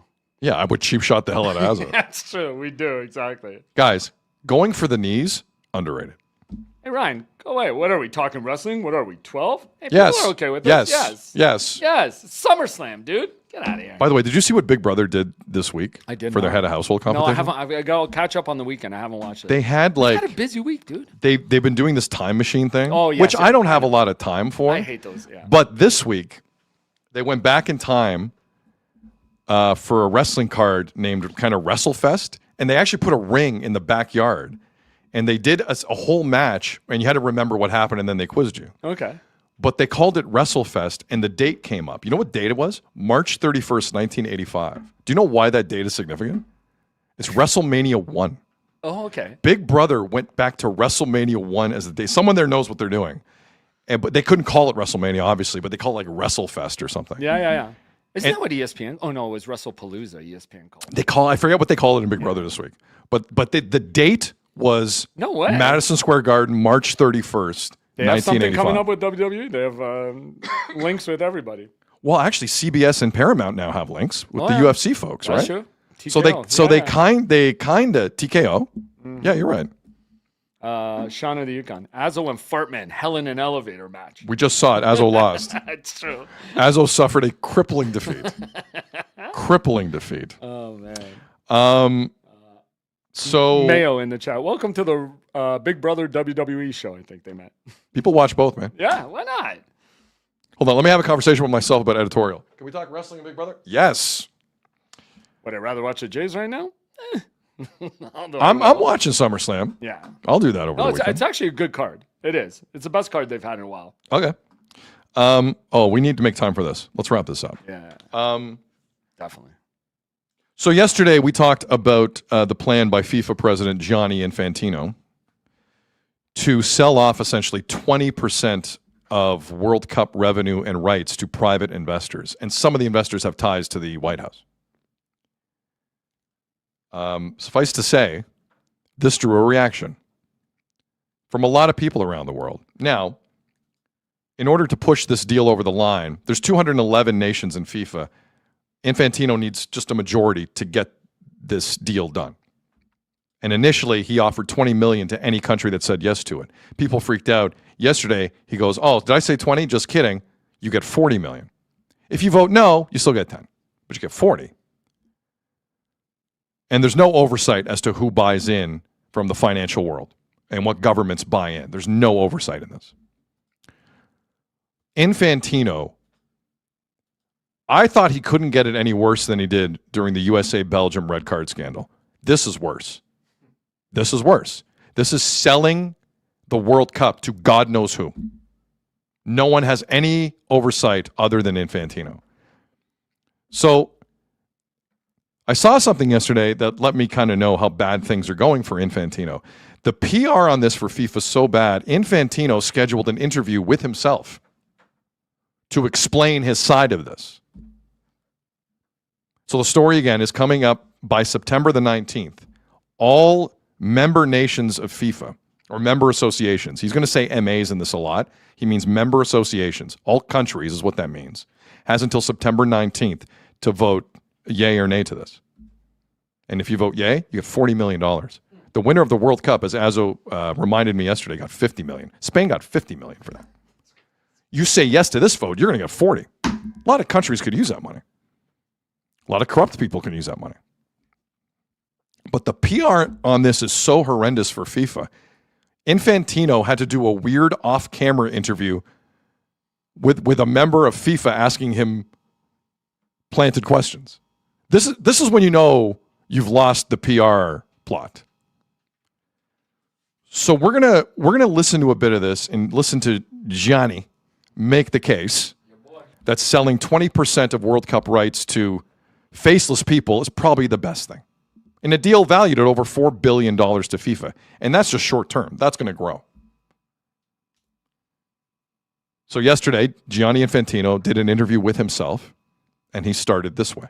Fee is actually a proposal, an offer. It's part of a democratic process, a consultation process. And above all, it is an opportunity, but not an obligation. And as I said, it kicks off the consultation process. Not an obligation. No. But if you say no, you lose $30 million. Opportunity to make the most money your federation has ever made or will ever make in the foreseeable future. Not an obligation. No. Just a suggestion democratically. We're going to... Go ahead. If and only if it is approved by the majority of our 211 member associations and the FIFA Council, it would be a FIFA-owned and controlled subsidiary consolidating FIFA's commercial and event operations. It would simply commercialize and organize all FIFA-owned competitions, along with sponsorship, broadcast licensing, and new venture for the benefit of FIFA's 211 member associations, however, unlocking previously uncaptured commercial value. Grappling with Canada in the chat. Infantino taking notes from Uncle Dennis. Somebody asked how Rhode Island can get in on this. Who said it? Somebody said it. I saw that comment. How does Rhode Island FC of the second division United States League get in on this? Jay Carl wrote, Rhode Island wants in on this. How do they get them? That's allowed. Oh, that's good. Smurf says, I love that 2-hour shows are back. Yeah, we did one. Just kind of happened, eh? Hasn't it? You know what I love about Infantino? He sounds exactly like he looks. Like, it matches perfectly. That's the first time I've ever heard someone say, you know what I love about Infantino? In my life, I've never heard someone say that sentence, ever. It was jarring. Go ahead. Too little of football's growing commercial value reaches the parts of the game that need it most. Capturing that value requires... He is correct. Too little revenue gets to where it's needed. You know why? Corrupt bastards who take it on the way to the places that need it. Yeah. We would love 5 soccer pitches in this part of our country. Can we get it? No, because Dave is over there and he got it at the airport and he's running. Yep. Never trusted Dave. How could you? That need it most. Capturing that value requires additional expertise, additional insight, distinct from governing. Game face never takes days off. I saw that. And a lot of people doing the Godfather. Let me give you an offer. You can't refuse. 40 million might be an offer you can't refuse. It really is. Again, when are some of these federations ever even going to sniff that kind of money? You give me 40, you give me 10 million, I'd fart on you in an elevator. Oh, I know you would. Give you $10, you'd probably. Somebody did it for free today. FIFA has been transformed over the past decade through sweeping governance reforms and a major expansion of development and competition. Did he just say they completed the complete rebuild of FIFA? We have just completed a complete rebuild of TFC. Maybe Keith Pelly should go for this FIFA presidency. Chris Gann in the chat. Man, that's a lot of cocaine. It is. I think. I don't know. Strengthening the commercial side of the game. Sorry. The chat is on a different level.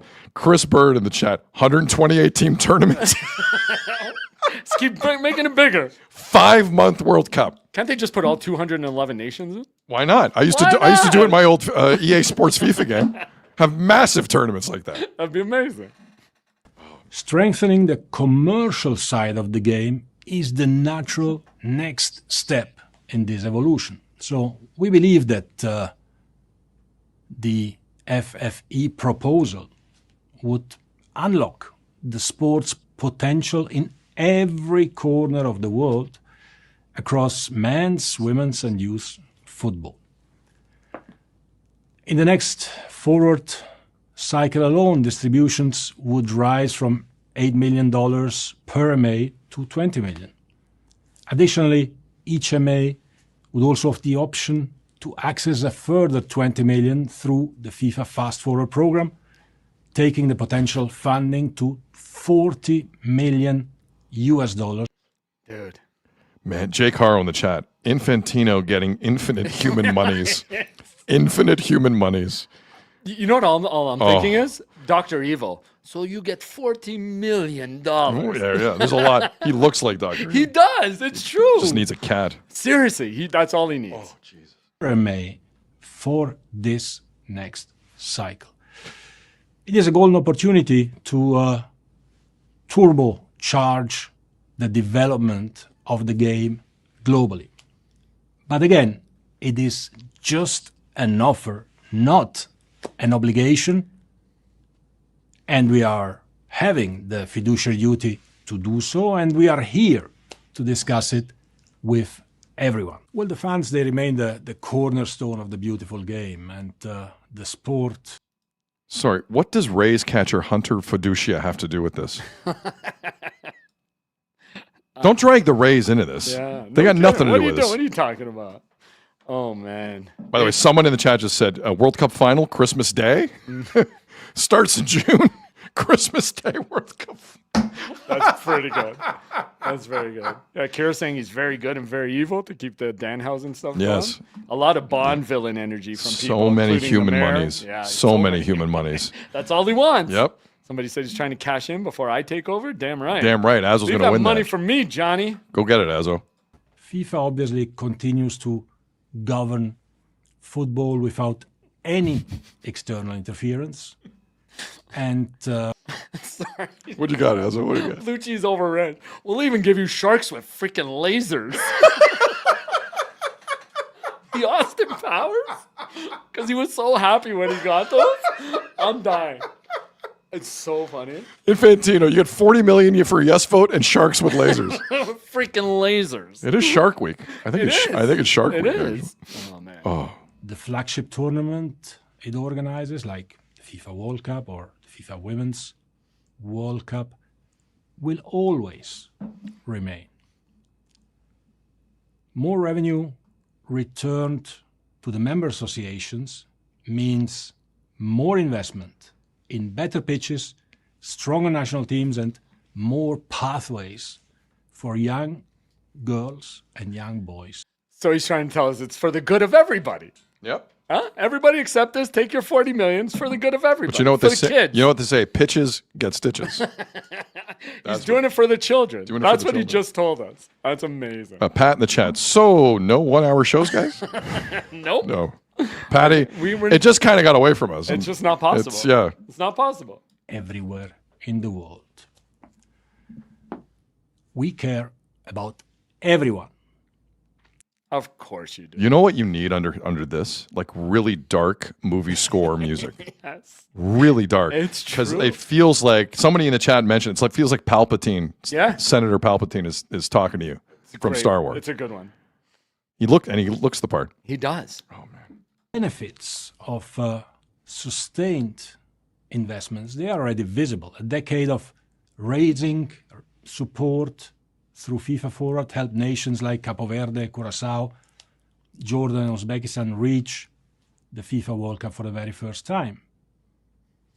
We want to help creating the next Capo Verdes. Get out of here. Fans from... Hold on. No, dude. Can I hear him say Capo Verdes one more Yeah, time? the drama. Dude, he has better dramatic Dude. pause than you. He loves him some Vozinha. Yeah, he did. Capo Verdes. He wants those 20 Listen to million this. views. Listen to this guy.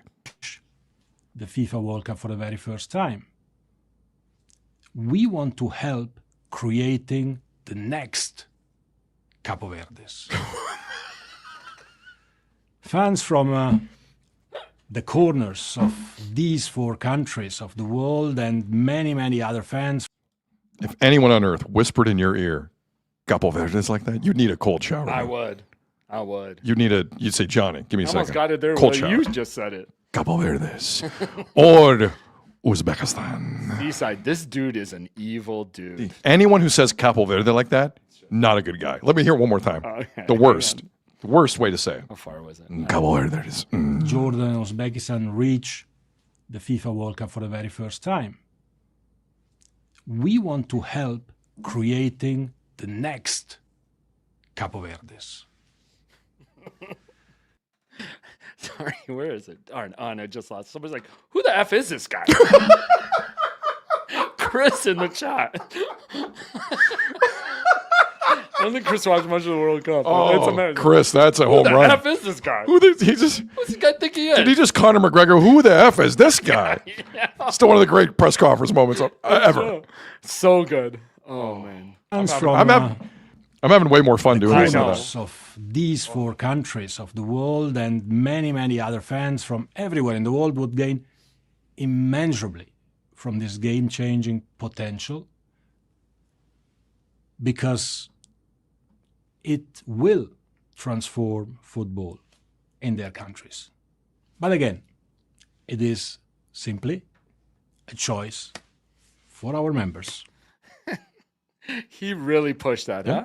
It's a choice. It's just a choice. It's an offer. It's not an obligation. Dude, when you told me we were going to scrum serve through like 4 minutes or whatever that Yeah, was. you weren't sold on this I at wasn't all. like, but that was good. That was really good. Okay, so listen, Gianni Infantino, FIFA president, put that video out, that weird video interview with himself yesterday. And everything today has quieted down. Just kidding. This was a statement from UEFA before we came up on air. UEFA, a reminder, is the governing body of 55 European soccer nations. The statement reads as follows. UEFA and its 55 member associations stand as one. We unanimously and unequivocally reject FIFA's proposal to transfer ownership interests in the World Cup and other FIFA competitions to private investors. The World Cup cannot be treated as an investment product. It is one of football's greatest sporting legacies. It has been built over generations by players, national teams, and supporters across every continent. No part of it should ever be surrendered to private investors. The World Cup is not for sale. It is both irresponsible and indefensible that a proposal of such significance for football was conceived in secret and brought to the brink of approval without any meaningful consultation with those entrusted with stewarding the game. This is not merely a profound failure of leadership, but an abdication of FIFA's duty as the custodian of world football. National associations around the world are now presented with an ultimatum. Accept the irreversible capture of football's greatest competitions or bear the consequences. This is not a democratic decision, but governance by intimidation, an act of coercion unworthy of an institution entrusted with the stewardship of the global game. But our opposition goes far beyond process. The moment external investors acquire ownership interests in FIFA competitions, football changes forever. Commercial return becomes a permanent obligation. Investor expectations become a daily pressure. From that moment onward, every decision on the international calendar, every decision on competition formats, every decision shaping the future of football is no longer driven by what best serves the game, but by what best serves shareholders. This model has no place in world football. Football's future cannot be dictated by the expectations of those whose first duty is to the maximization of financial return, nor can the interests of national associations, leagues, clubs, players, and supporters become subordinate to investor returns. Football cannot mortgage its future for financial gain. Europe's position is clear. We will never lend this model our legitimacy. No one has the moral authority to sell what they merely hold in trust for this generation. As a result of today's discussion, no UEFA national team will participate in any FIFA competition for so long as these proposals remain alive, unless this proposal has been abandoned in its entirety and binding assurances have been given that FIFA will never again open its governance or competitions to private ownership. Nobody should be in any doubt. UEFA and its national institutions will oppose these plans with absolute determination. There are moments when institutions are judged not by what they are prepared to accept, but by what they refuse to compromise. This is one of those moments. Some things are simply too important to sell. The FIFA World Cup belongs to football. It always will. And so long as Europe has a voice, it will never be for sale. Let's go, UEFA. Let's go. Let's go, UEFA. You tell them. Let's go, UEFA. You tell Johnny. Let's go. You tell Dr. Let's go, UEFA. Wait, what was it? Let's go. You just got UEFA'd. I was clapping for how you read that with passion. That was awesome. For those who didn't pick up on that, UEFA just pulled all their nations from FIFA competitions, male, female, youth. Good. While this proposal's on the table, those bastards running it in Switzerland think they're just going to get away with this? Private investment? Governments with their hands and everything? No oversight? You think Europe's going to stand by? Do you know what European soccer always agrees on? Nothing. And they just agreed on this with one Zoom call. One. And all of them. All of them. 50. Not 52, not 53, not someone missed the vote because they were in the washroom and the Zoom call dropped. 55 out of 55 nations said, suck it, Johnny. A war has started for the soul of the game. Gianni Infantino doesn't have the balls to see this through. Unless he owes people something that we can't even imagine. This is where history will be hinged in soccer, right here. And I am very thankful, and may it continue, I am very thankful that UEFA, who have more sway than anybody, are the tip of the spear. May other federations follow. May Kevin Blue in Canada Soccer follow. This is too important. Let's go, UEFA. Very well. Let's go, UEFA. Not wasting any time. I like that. Let's go. Not wasting any time. Let's go. Zero time. Hey, nice shirt. Thank you. September 19th. Quick vote. Yeah. No oversight. No problem. Boom. Boom. They're not waiting for anything to get finalized. Probably led by the German Federation. And when they get pissed, you're in trouble. Yeah. Because they're organized. True. Blue cheese over ranch in the chat. 3-hour show, boys? Maybe. Kenny G, what's the big deal? Italy's boycotted the World Cup for a while now. Oh, my God. Why do we have to do that? Yeah, Italy were part of this historic vote today by UEFA. Good for Italy. I know. Italy's the one nation, if they broke with the vote, I'd understand. They want to get back to the World Cup. Kenny G also had this one that made me laugh. Blatter seems like a saint compared to this Baldy Baldino. Oh, my God. Jesus. Blatter's Mother Teresa compared to this guy. Oh, man. See, if you stuck through the wrestling talk, you wouldn't have found out any of that. Man. Yeah, no, good on UEFA. I was waiting for that from UEFA. They've been simmering for days. They were simmering since the Florian Balogun USA red card fiasco. They've been simmering for weeks, Europe. They've been this idiot Infantino gave them the fight they wanted. Exactly. Europe wanted this fight. Exactly. After the whole everything. How much money are you going to get Johnny Soccer with no Europe in the World Cup? No, but I love that they always have a counter for him. So he does that Q&A or whatever that was. That Oh, weird thing. I and then love they just this. release it. Love it. Right? It's awesome. Man. All right. Well, I'm spent.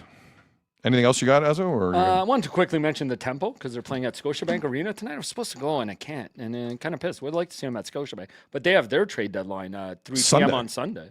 Sunday's, I really hope they Sunday's don't a give up the strange first round pick. trade deadline day. It is. Would you not agree? We're getting to the week, yeah. I mean, they've had injuries and stuff. And if you want something to listen to, Brittany Sykes and Maria Mayberry were on Sue Bird's podcast. I think it's called Bird's Eye View. Really good. You can't get away from listening to that and not love these two. Like, they're awesome. I think Toronto's made a good choice. I really hope they don't give up a first round pick. That doesn't scream like a strong idea for an expansion from team. the Toronto Tempo. I don't love it because like they've had injuries. They're a little bit far back. I don't like it. By the way, 2 more shout outs before we go, Ezra. Yeah. And I was going to remind you of one. Happy birthday, Dylan Larkin. Yeah. And guess what Twitter account wished Dylan Larkin a happy birthday today? The Detroit Red Wings. I'm serious. Dylan Larkin, the Michigan kid who demanded a trade early this offseason. Yeah, I wonder how he's getting along with the new GM. Oh, wait. There is no GM right now. They don't have a They when don't are they have going to one. announce their GM? I don't know. First, happy birthday, Dylan Larkin. Then worry about a GM. Wow. This isn't now, but this tells me the Red Wings do really, really, really think Want him to. that Yzerman might have been the problem with Dylan Larkin.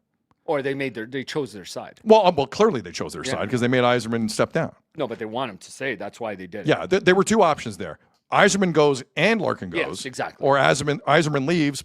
Dylan, we love you. But do they think if they don't hire GM right away, like he'll have to stay? I don't know. It's weird. Well, I mean, to your point, a trade isn't a trade unless it's made. So right now, look, they have a bunch. It's a pretty loaded front office they have. They have a lot of former players in it. Yeah.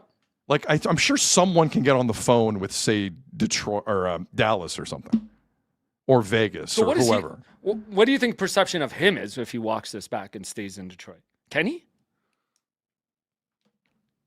Like, how are the fans going to react? It's going to be. I don't think he wins either way. Yeah, like, exactly. I think because if you get traded, you get traded. They'll forever hate you in the market. Yes. If you stay, you're also the weasel that only stayed because you slit Yzerman's throat, a club legend. But fans were kind of done with Yzerman too. Well, they might. Well, a little bit. They might be done with you if next season goes the way last season. Well, you did. better get them to the playoffs next and you year. flake out again in the last 2 months. Yeah, you better get to the playoffs. 100%. I think the best thing for all parties. See, Detroit trying to make this right is a bad move. I agree with that. It's a bad move. I think you need to move on. Yep. Go get Jason Robertson for 1 year. Just go get it. And if that feels, get Nick. Just get a Robertson. Man, Yzerman's still on their website. No, he didn't quit outright. No, he wasn't fired he's still outright. listed as executive vice president and GM. He's still listed as that. Well, happy birthday, Dylan Larkin. Yeah, from your team. And the person who wishes him the biggest happy birthday, the team he wants to leave, the Detroit Red Wings. It is weird. Good for you.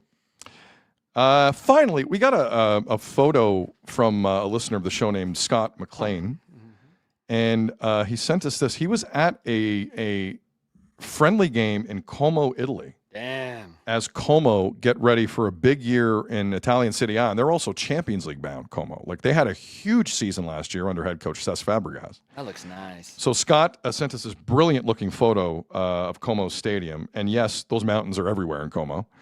It's on my list. Scott said, longtime listener, first-time tweeter, coming to the show live from the 2026 Como Cup in Como, Italy. Figured Sid and Jay Party would get a kick out of the international shout-out. Hashtag Santander update. I love that. Hashtag Como 1907. Hashtag Canadian on vacation. All right, Scott. Appreciate it. Hashtag tell him Sid sent you. Yeah. Tell him Sid. How do you say Sid sent you in Italian? Yeah, that's what he needs Sid to find out. Vici. There you go. There's no way that's it. Victus There's no Vino, way. what was it? I had it. forgot already. Hold on. In vino veritas. How do you say game faces never take days off in Italian? In Italian. That might be easier. Game faces get featured the days off. Oh, man. Aspetta Kawhi trade. I think that's how you say it. Aspetta Kawhi trade. Aspetta. I don't know a lot of Italian. No. But that's all I know. Capo Verde. Hey, it's Cliffy in the chat. If we had an extra button, It would be Capo Verde. Infantino's getting in there with It's Capo true. Verde. I'll be Okay. able to figure that out. Anything else, Azzo? You good? No, is my eye look pink yet or what? No? Okay, never mind. Give it 3 hours.